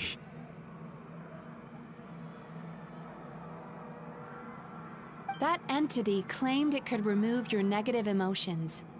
But all it did was separate them and store them deep in your subconscious, beyond your reach. There, they were left to fester. Your situation is far worse than that of the other victims. It has deceived you at a much deeper level. You can't even perceive that at this very moment, you're in the middle of a nightmare. How laughable. Fear? No. There is no fear left in me. This is all just a terrible joke. This is no dream. No. Something's appeared behind him. So, my arch-nemesis has seen through my trickery. Clearly, you came prepared. The emotional cocoon I'd wrapped him in was all but impenetrable. Yet still, you managed to tear it down. So it is you. Just as I thought. What is that? A nightmare monster. A fearsome yokai that was once the bane of Inazuma. We Yumekui Baku eat the nightmares of humans, while they called those nightmares their home. So we were natural enemies. When I heard the traveler recount that strange dream, I knew that this was a possibility. But it's still a shock to see one of our long-lost arch-enemies in the flesh. They were supposed to have gone extinct long ago. Then allow me to formally introduce myself. My name is Kurayume, and I am the last of my kind. Kurayume. That's a name I haven't heard in a long, long time. Likewise. Yume Mizuki is a name that takes me back to a different age. Although I must say, we may be born enemies, but I have never felt any great animosity toward you personally. Ultimately, the fall of the nightmare monsters was the fault of our hosts. Humans are such fragile creatures. But now, I have found a way to revive my kind, and you are too late to stop me.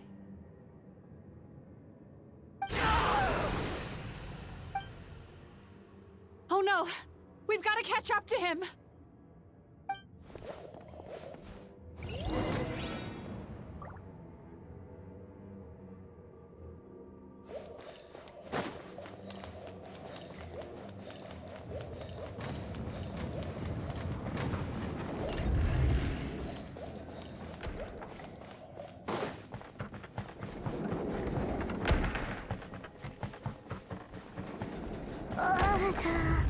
What's happening? Paimon's feeling dizzy all of a sudden. That's the feeling of rejection. It's so strong. Quick! After him!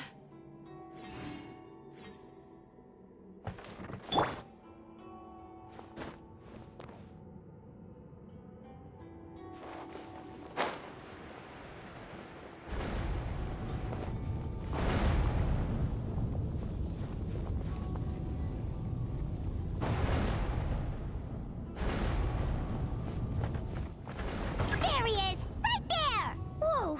What happened to all the paths? He's repressing his emotions even harder.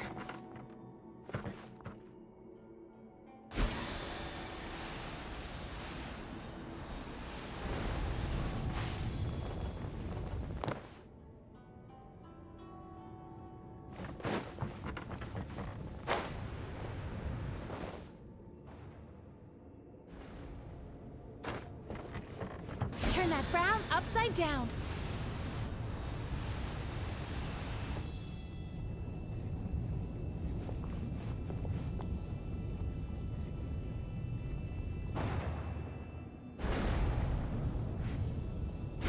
relax.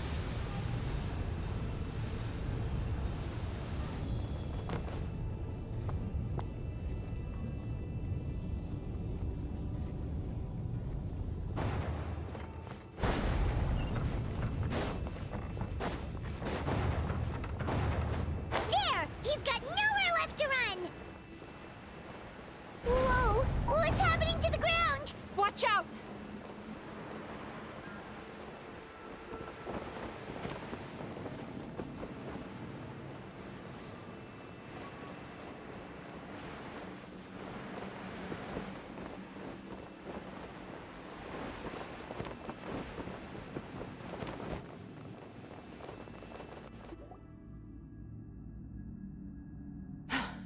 I used my powers to cushion our fall.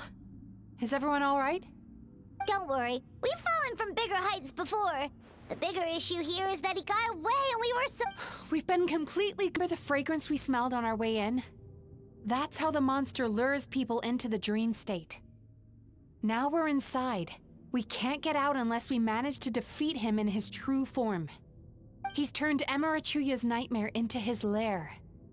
There's only one way to force him into the open, and that's by finding a way to eat this nightmare. Eat this nightmare? But is that even possible? Not only is it possible, Paimon, it's quite literally my job. Oh, Paimon knows that. It's just— we all saw what happened to Murasaki and Shion, and this nightmare is super intense. Paimon's worried this won't turn out well. This monster has harmed too many people. We have to stop it. It's okay. I knew what I was getting into. Let's get moving. We may not have caught him, but our chase wasn't in vain. He led us deep inside his dream. We should now be at the subconscious layer that makes up its core. It's so dark. That's what happens if you leave your negative emotions to fester. There must be a lot of emotional fragments in this place. We need to follow them one by one until we reach our destination. Wait, but what is our destination?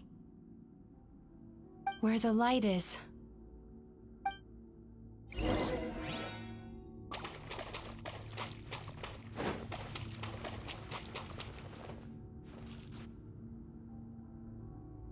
If I say it's your fault, it's your fault! Do you understand me? You shouldn't go running around with that stupid thing in your hand! Do you want to go hungry tonight? Ugh. The atmosphere here is so oppressive. Is it anger or fear? Be careful. Every time we draw near to one of these fragments, we'll experience the underlying emotion on a visceral level.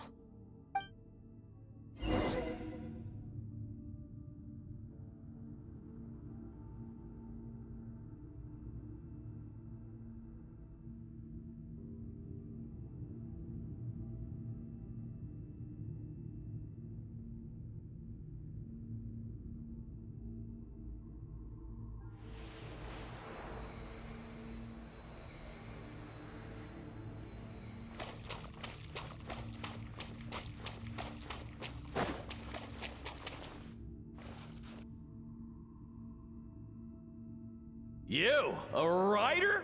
Didn't they reject you already? Get rid of this trash! Go find a real job! Aw, poor guy. Paimon feels so bad for him. We shouldn't stay here. Let's keep moving.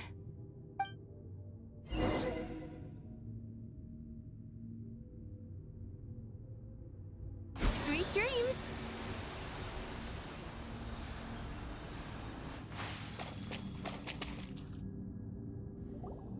Ha ha! I won! Another round? That guy? He never joins in with anything. Why should we go out of our way to invite him? Let's keep playing. Ignore him. Wow, that's so sad.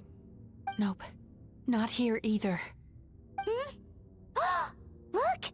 There's the light!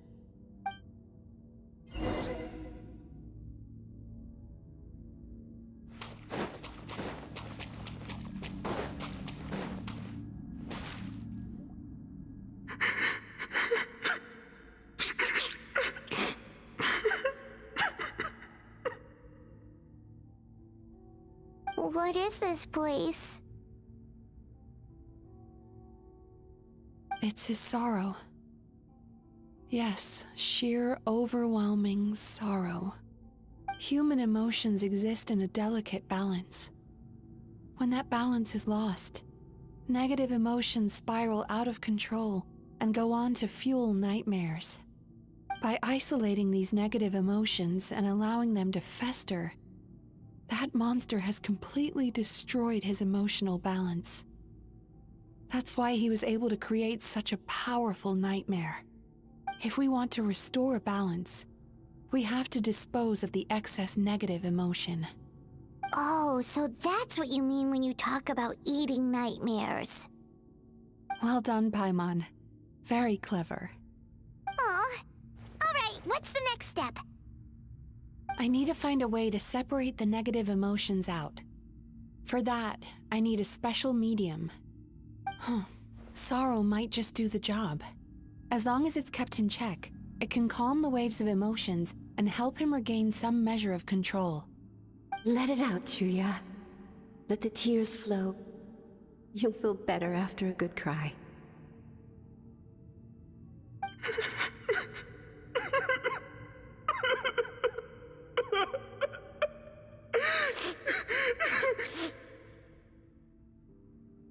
This process will untangle his unbridled fear and anger, his unresolved resentment, and his unshakable despair. These excess emotions will be separated out from the rest. They are the source of this nightmare.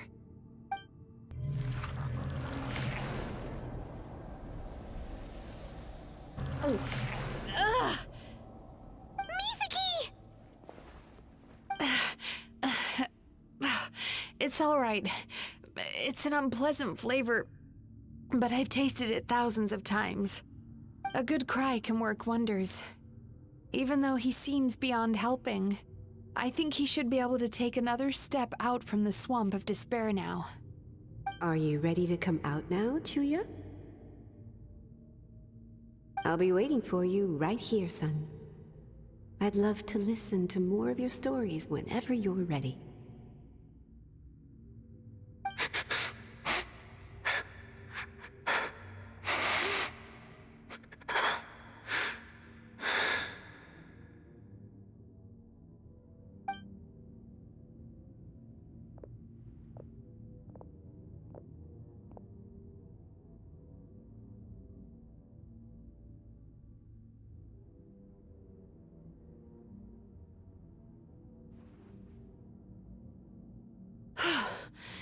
All right. There goes that nightmare. Hopefully this marks the beginning of a sweeter dream. Amazing! Suddenly, Paimon feels so relaxed and maybe even happy? I thought I had found the perfect host, but you found the one weakness in his emotional armor. Ah! He's back again! Freeing a single host from my clutches changes nothing! You cannot stop me! I told you you are too late!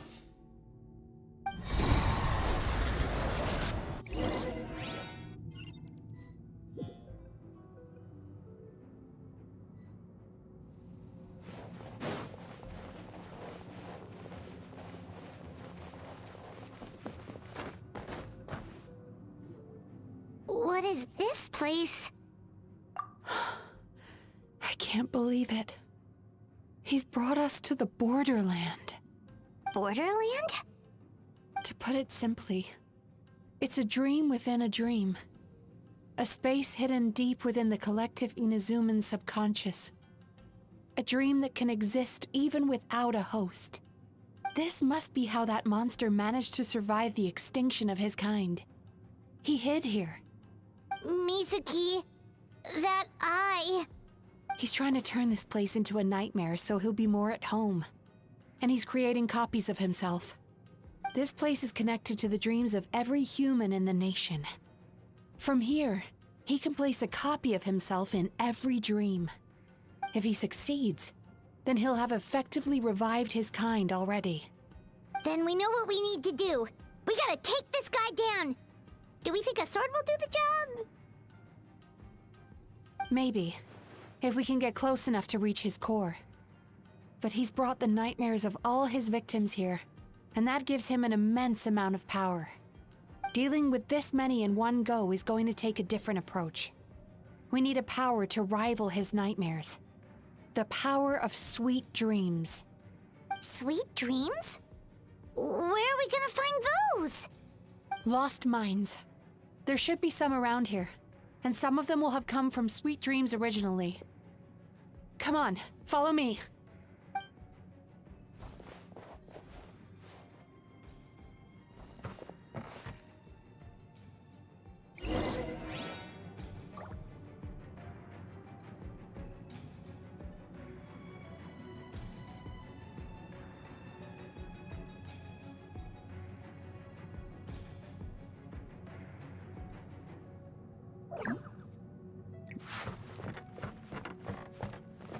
Careful.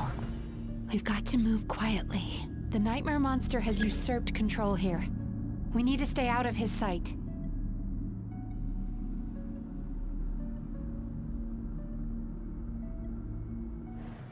If you ever feel down, just drop everything and go out for some fresh air.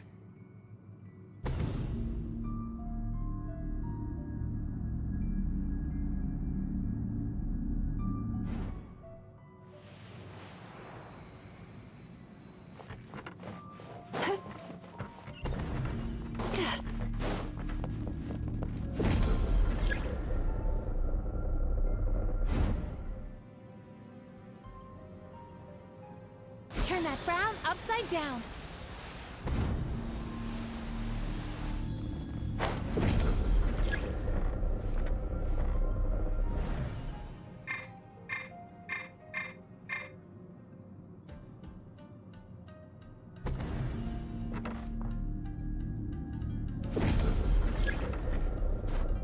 Is this a nightmare?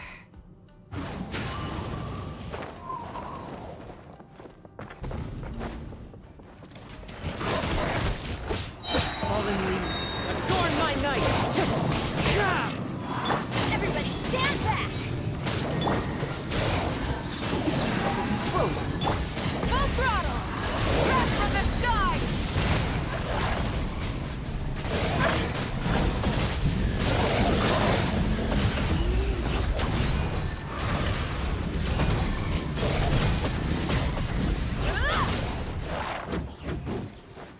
Try and stop me!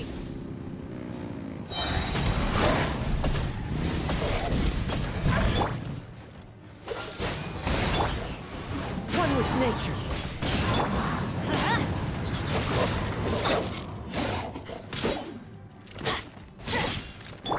Rise with the sun! Try and stop me!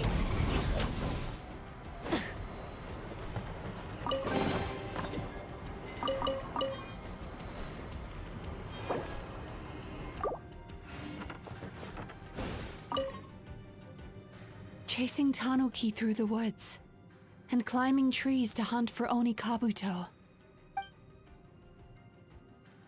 Thank you for lending us your happiness.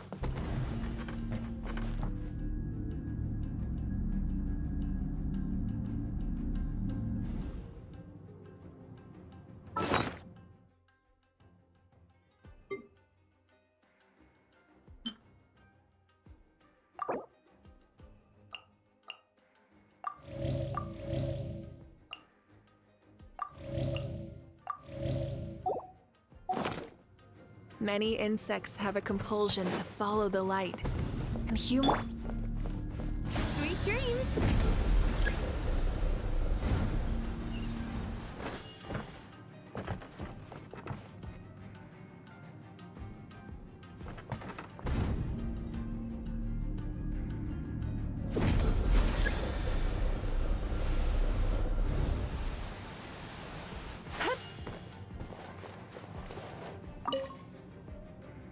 Watching fireworks fly up into the sky and writing wishes on a prayer plaque. Thank you for sharing your passion. All right, we've gathered enough power to proceed. Time to... The core should be just up ahead. Why? Are these... I just wish we could have gathered some more, which means we're... No problem!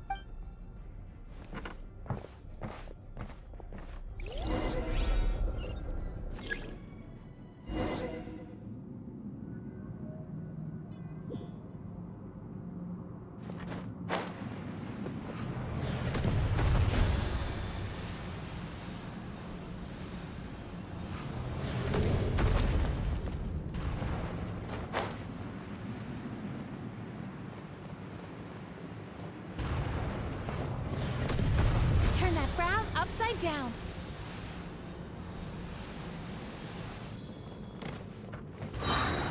The alacrity with which you walk into my trance praises me. Do you not realize how I urge you here? Because this is my domain. Not yet, it isn't.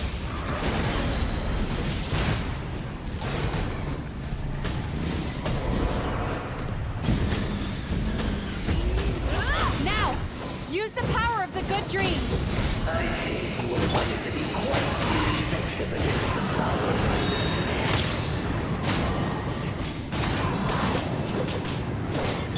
Freeze! Light it up! Switching gears. Teamwork is dreamwork! Let's light it up! Don't frostbite. Wrath from the sky!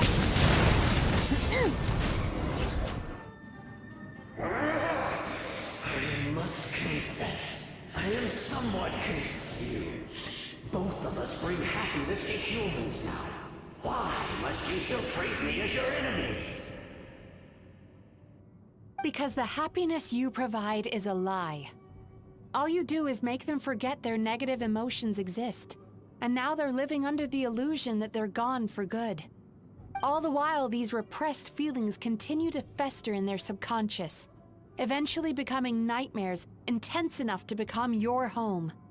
Your kind has always thrived by magnifying your host's negative emotions for your own gain. What you're doing now is no different from what you've always done. Incorrect. This time, I shall change the fate of my entire kind.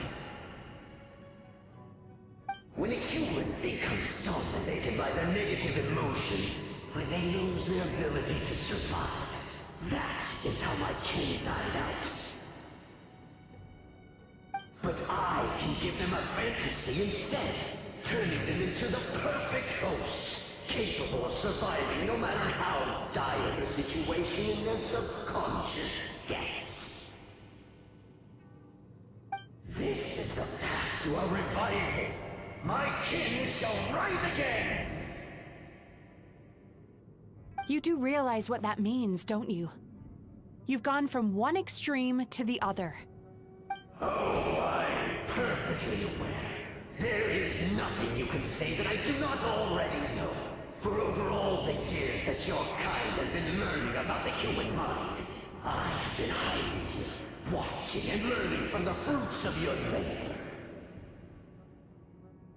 But I'm afraid I could not care less for the moral burdens that you impose upon yourselves. The health of the human psyche is of precisely zero interest to me.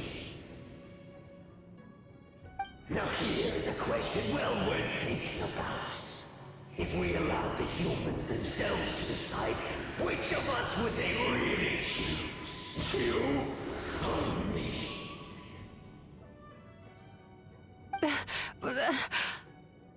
Do you see now? I won this battle long before you ever set foot inside this tree. What's going on?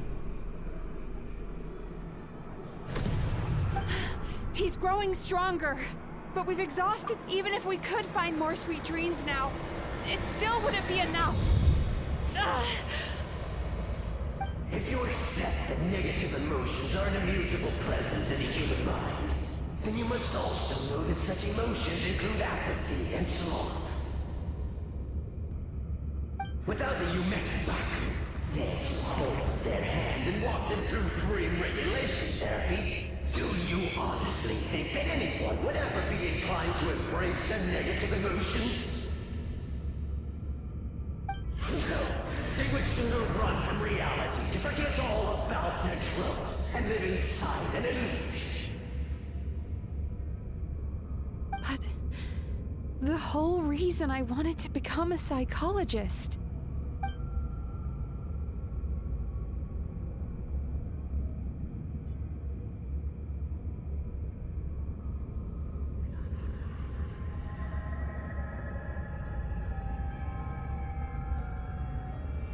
Traveler.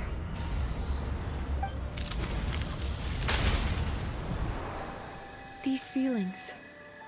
So that's how they should taste. Longing. Caused by separation. So bitter. And yet the experience led to a whole new journey for you. If you keep pressing on, maybe even more precious memories await.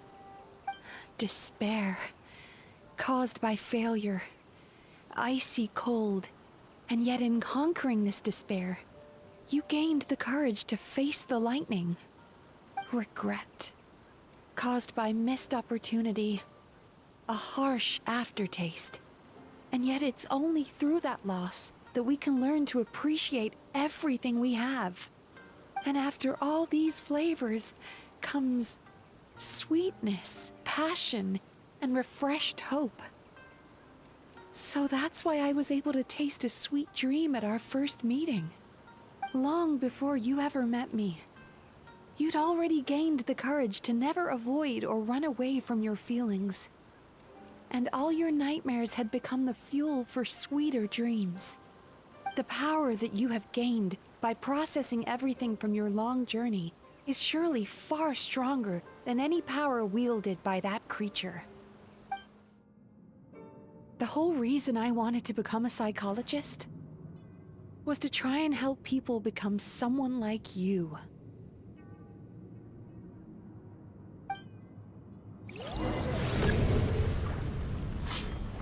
Take this!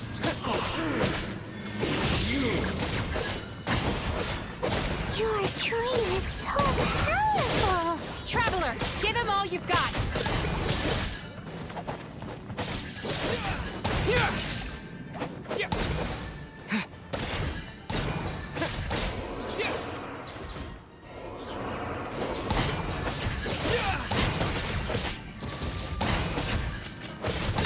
Take this! Following thunder!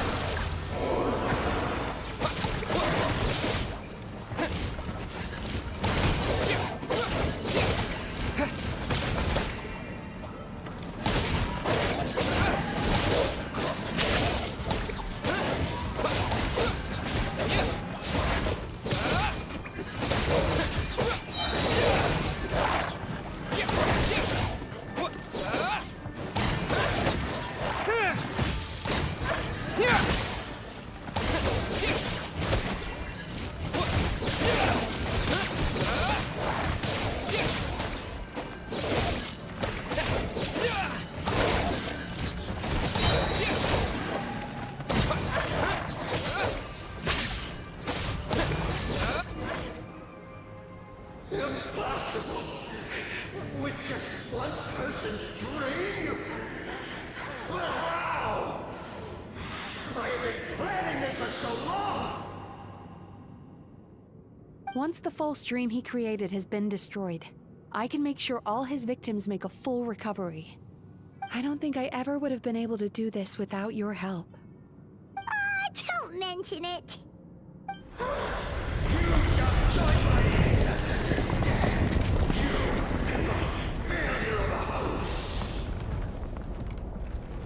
What? He's still not dead? Wait, does anyone else hear water? Where is that coming from? Maybe he made his host build some kind of device in the underwater cave. Once he realized we were onto him, he decided to sacrifice his host. So you mean we're in danger in the real world too? We've got to wake up. But how? Like, pinch ourselves? This should be high enough. Traveler, Paimon, jump. Huh?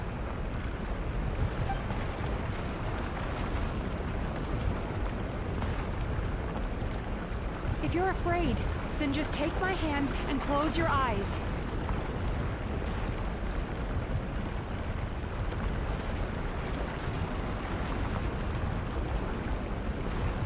Yes, just like the last time.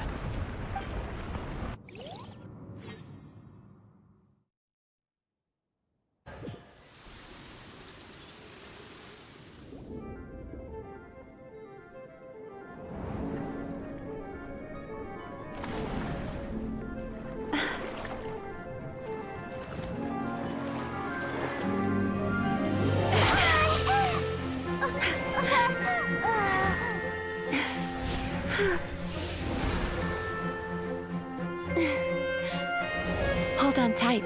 The Yomeku Ibaku are getting to work.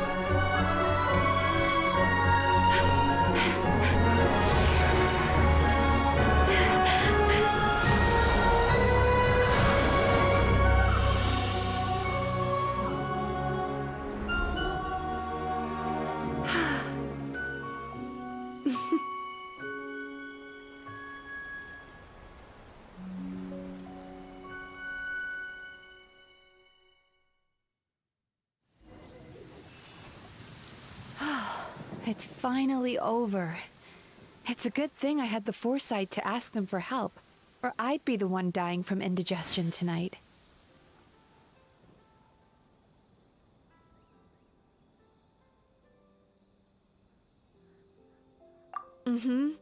They were very delicious. Traveler, could I pick your brain with another question? What do you think humans tend to have more of? Happy dreams or bad ones? If only that were true. Most people struggle to deal with their negative emotions. They bottle them up inside until they've festered and turned into nightmares. As a result, humans have far more bad dreams than good ones, and most happy dreams are short and fleeting. They are so rare that it's basically impossible for them to be shared with others. Heck, there are even people out there who only have the mind space to have happy dreams after they've given us their bad ones.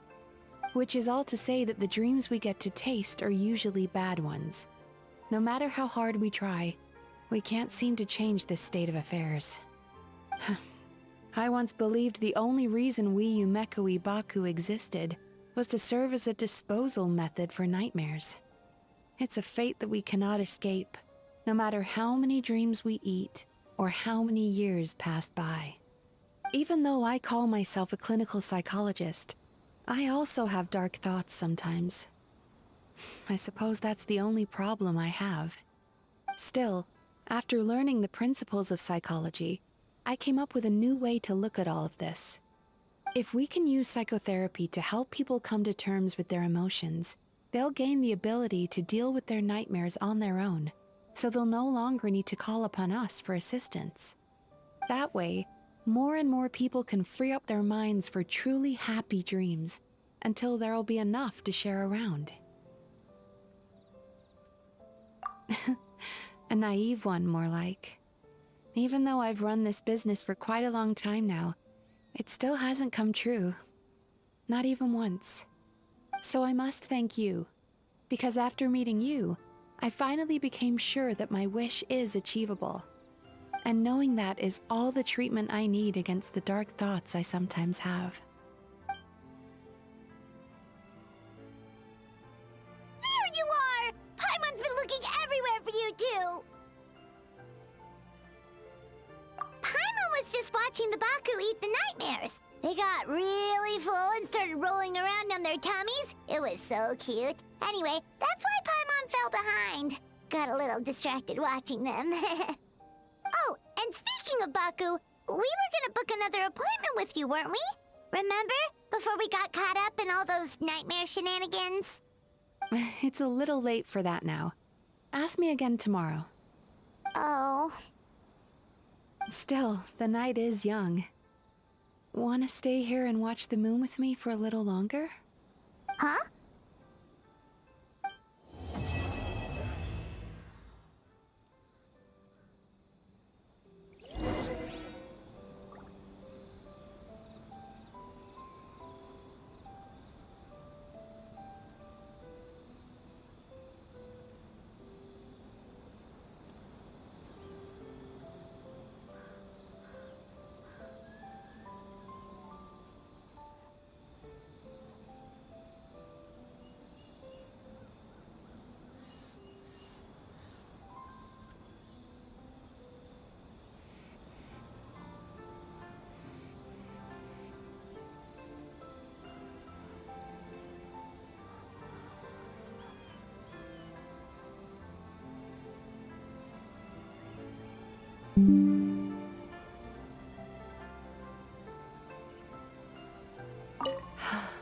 The moon sure is beautiful tonight.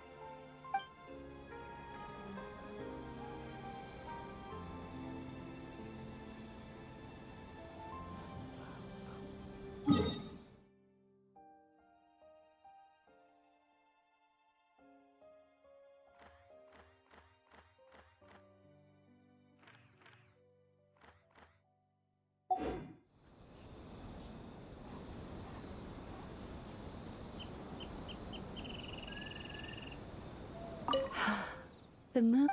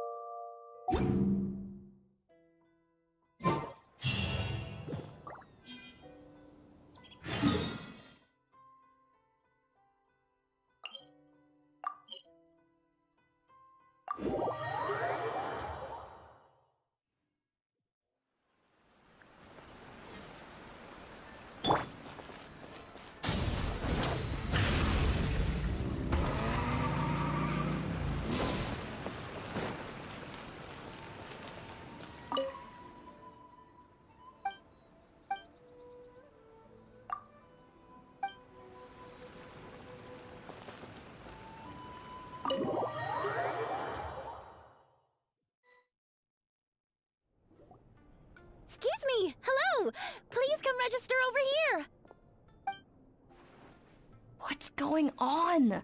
Why are there so... Oh, it looks like business. Morning, you two. Yes, please. Then I better get you another VIP pass. You're our most important customers, after all. Awesome! In that case, very important Paimon would like to start with the fine dining this time. Oh my. Imagine if you'd taken my advice and sold your shares the other day. It could have cost you dearly now that business is booming again. I hope you're not too upset with me, old friend. Why would I be upset? It's not as if I ever took your suggestion seriously. Oh, I've missed that way with words. So affectionate. Would it kill you to not sneak up on people every darn time? Morning, little ones. Did you enjoy the scenery last night?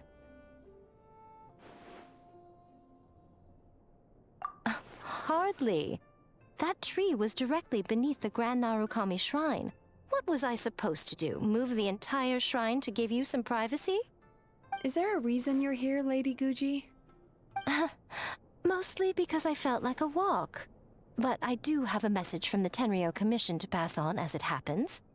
The gentleman who your fellow Yumeku Ibaku fished out of the water last night is no longer in a critical condition. Although his mind seems to have regressed to that of a young child. It could have been worse, I suppose. Lady Guji, I owe you my thanks. Without your help, things might have gone a lot less smoothly yesterday.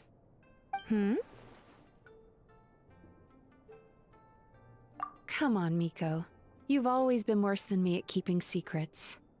I admit that I feel inferior around you, and have an urge to prove myself. How could I not? But maybe these feelings are what have driven me to take this business as far as I have. My sense of inferiority keeps my ego in check, and my desire to prove myself gives me the strength to persevere. I'm able to accept these parts of me for what they are. There's no need for you to tiptoe around them. Oh, you could have told me sooner. The poor traveler here has been doing all my running around for me. True. But then again, without the traveler's help, you'd have been placed in a difficult position. Emira Ichigensai had amassed a huge following. For the Guji of the Grand Narukami Shrine to publicly go against him would have been a dangerous move. An angry mob of zealots could have done some serious damage to the shrine's reputation. Much safer for the Guji not to get personally involved. It was the right decision. While that's all true, my main concern was that I didn't want to upset an old friend. Otherwise, I could have taken a much more direct approach. Miko. I always seem to forget that you're more cunning and less adorable than you look. Seems like my worries about upsetting you were unfounded. It's not that I don't get upset. Everyone has their fair share of troubles, but every sorrow has its cure. Here's your new VIP pass. Please take good care of it.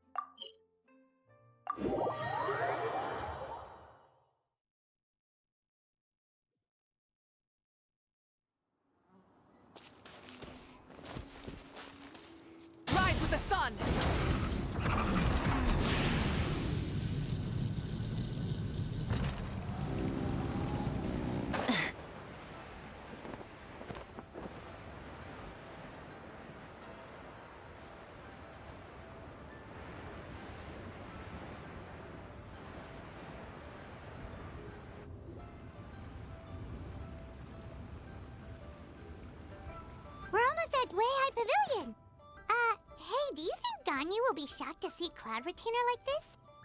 Guess we have no idea if Shenhe and Ganyu have ever seen her in this form before. Wait, where did she go?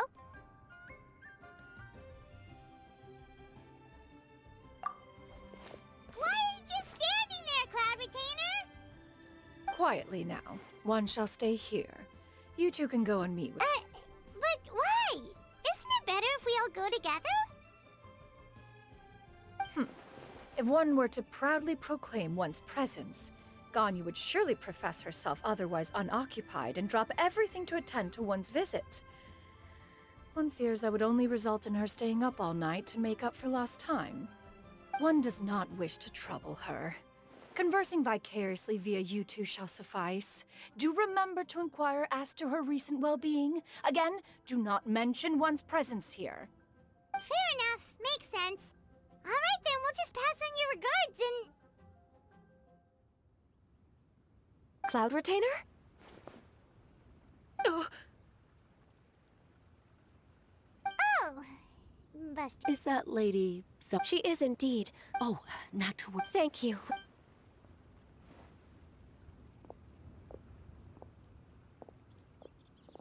It's been a while, Ganyu. Greetings. What brings you here today? And Cloud Retainer, too. It's been... You are quite mistaken. One is not acquainted with this Cloud Retainer of whom you speak. One is simply a mere mortal passerby. Huh? Seems she's not buying it. That was but a simple test. One did not expect you to be able to recognize one so easily, especially after so many years of only seeing one's other form.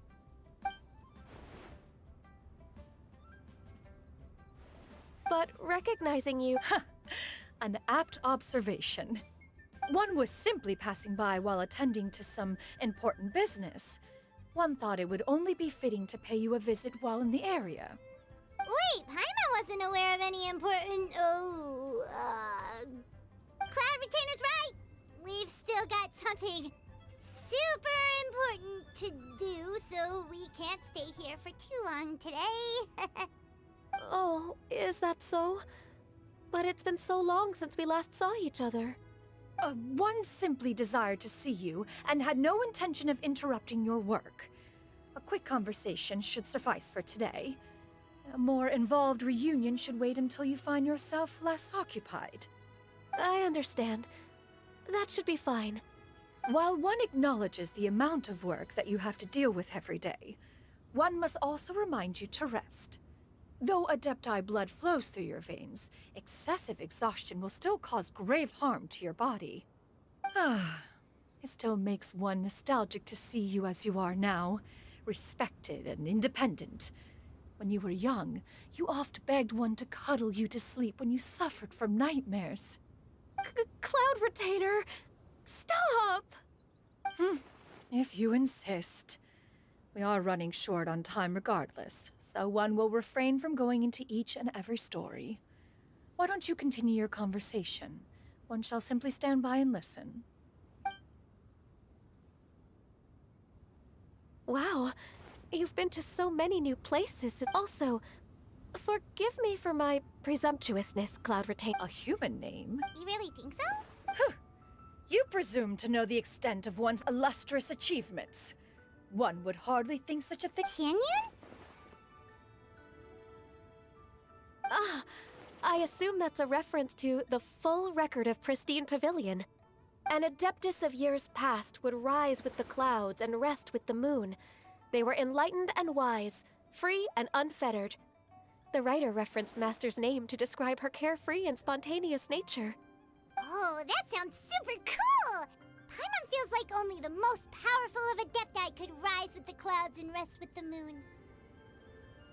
Actually, those lines were originally written to describe Cloud Retainer herself. Huh? Wait, so you're really that powerful? And what of it? Did you... Not exactly. To be fair, Cloud Retainer rarely speaks of her past accomplishments. the tales of her past can only be found in ancient texts. It is said that once, a long, long time ago, there was a severe drought in Liyue. Left with no choice, many people left their homes, while others spent day and night praying to the Adepti. Although I did not live through such tragedy, simply reading about it is enough to gain a visceral understanding of all the pain and desperation during that time. On top of the drought, a noxious gas also began to spread through the land. If not for Cloud Retainer's efforts, much of Liyue would be nothing more than a barren wasteland today. The books had this to say about what happened. Upon arrival, the Adeptus borrowed the wind to retain the clouds. Immediately, the clouds gathered together, and abundant rain burst forth from the heavens. Drought and plague were both driven away, and the people were saved. Wow, that's incredible! Mortal records add embellishments to dramatize past events. One did merely what one ought, and even if one had not interceded, the other Adepti would surely have stepped in to help. Even so, you stopped an entire drought! Can you really control the weather like the book said? Oh, Paimon suddenly has a lot more respect for you. So it was Paimon's bad for calling you Illuminated Bird before. You're not too mad, are you? How laughable. A name is but a simple label we carry with us on our journey through the world. Why would one be offended by such a trivial matter? That's a relief. In that case, Paimon will continue to call you whatever feels right in the moment. Well, that is quite enough ancient history for now. Ganyu, have you had word from Shenhe? One has heard that she procured a job recently. Have you any thoughts on her workplace? And what, pray tell, of her monthly remuneration? Moreover, does she find herself overly inundated with work? Is she allowed time off during Lantern Rite? That is a lot of questions. There is no cause for concern, Cloud Retainer. I introduced Shenhe to her employer personally. Wanmin Restaurant's business has been booming recently. So with Chef Mao being swamped with customers, and Xiangling still off and out in search of new recipes, I introduced Shenhe to staff the restaurant. I see. Most excellent indeed. One has had the pleasure of being introduced to that family. Xiangling is kind and astute, while her father is loyal and reliable. One has no cause to believe that they will make Shenhe's work difficult. Now, it is almost time to partake in the victuals of noon. One shall visit Wanmin Restaurant in person and see how Shenhe is doing. Huh? But didn't you just say that you had something important to do? Can that wait until after we've eaten? You may return to your work, Ganyu. One shall see to this matter on one's own. There will be many an occasion to dine together in the future. One is certain the opportunity shall present itself most readily. Of course, Cloud Retainer. Please take care. Traveler, Paimon, I'll see you some other time. See you around, Ganyu!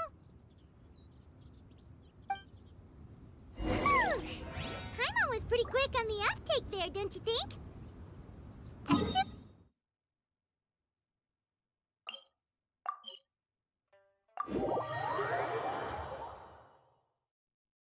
No, in fact, it was not an excuse. One is indeed visiting Liyue Harbor for an important purpose. Wait, for real?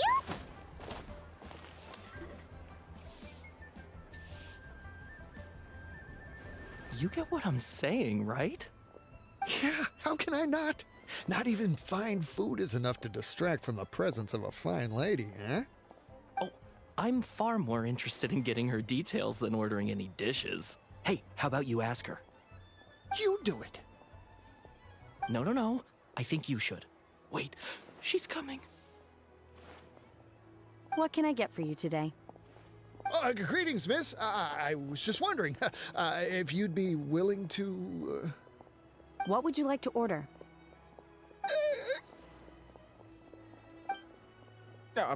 2 servings of Mora meat to go. Good chat. Bye.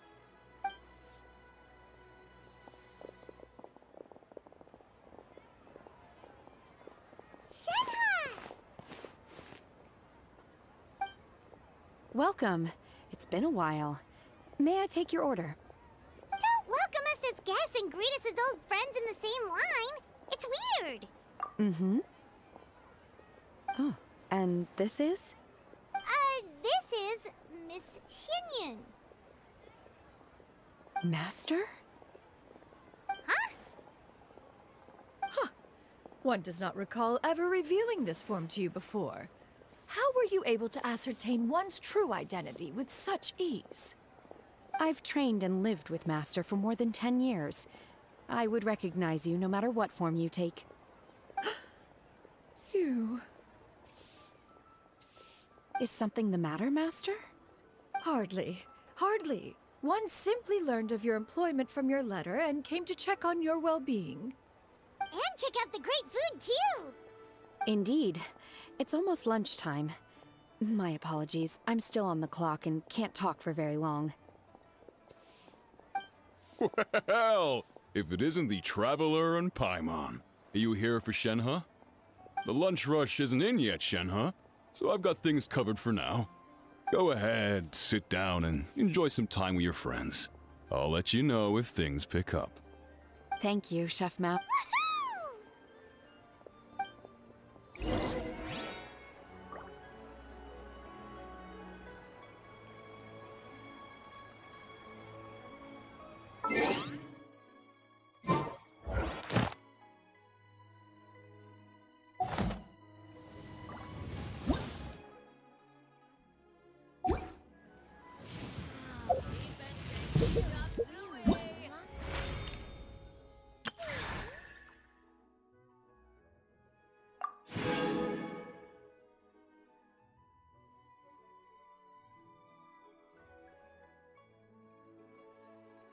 You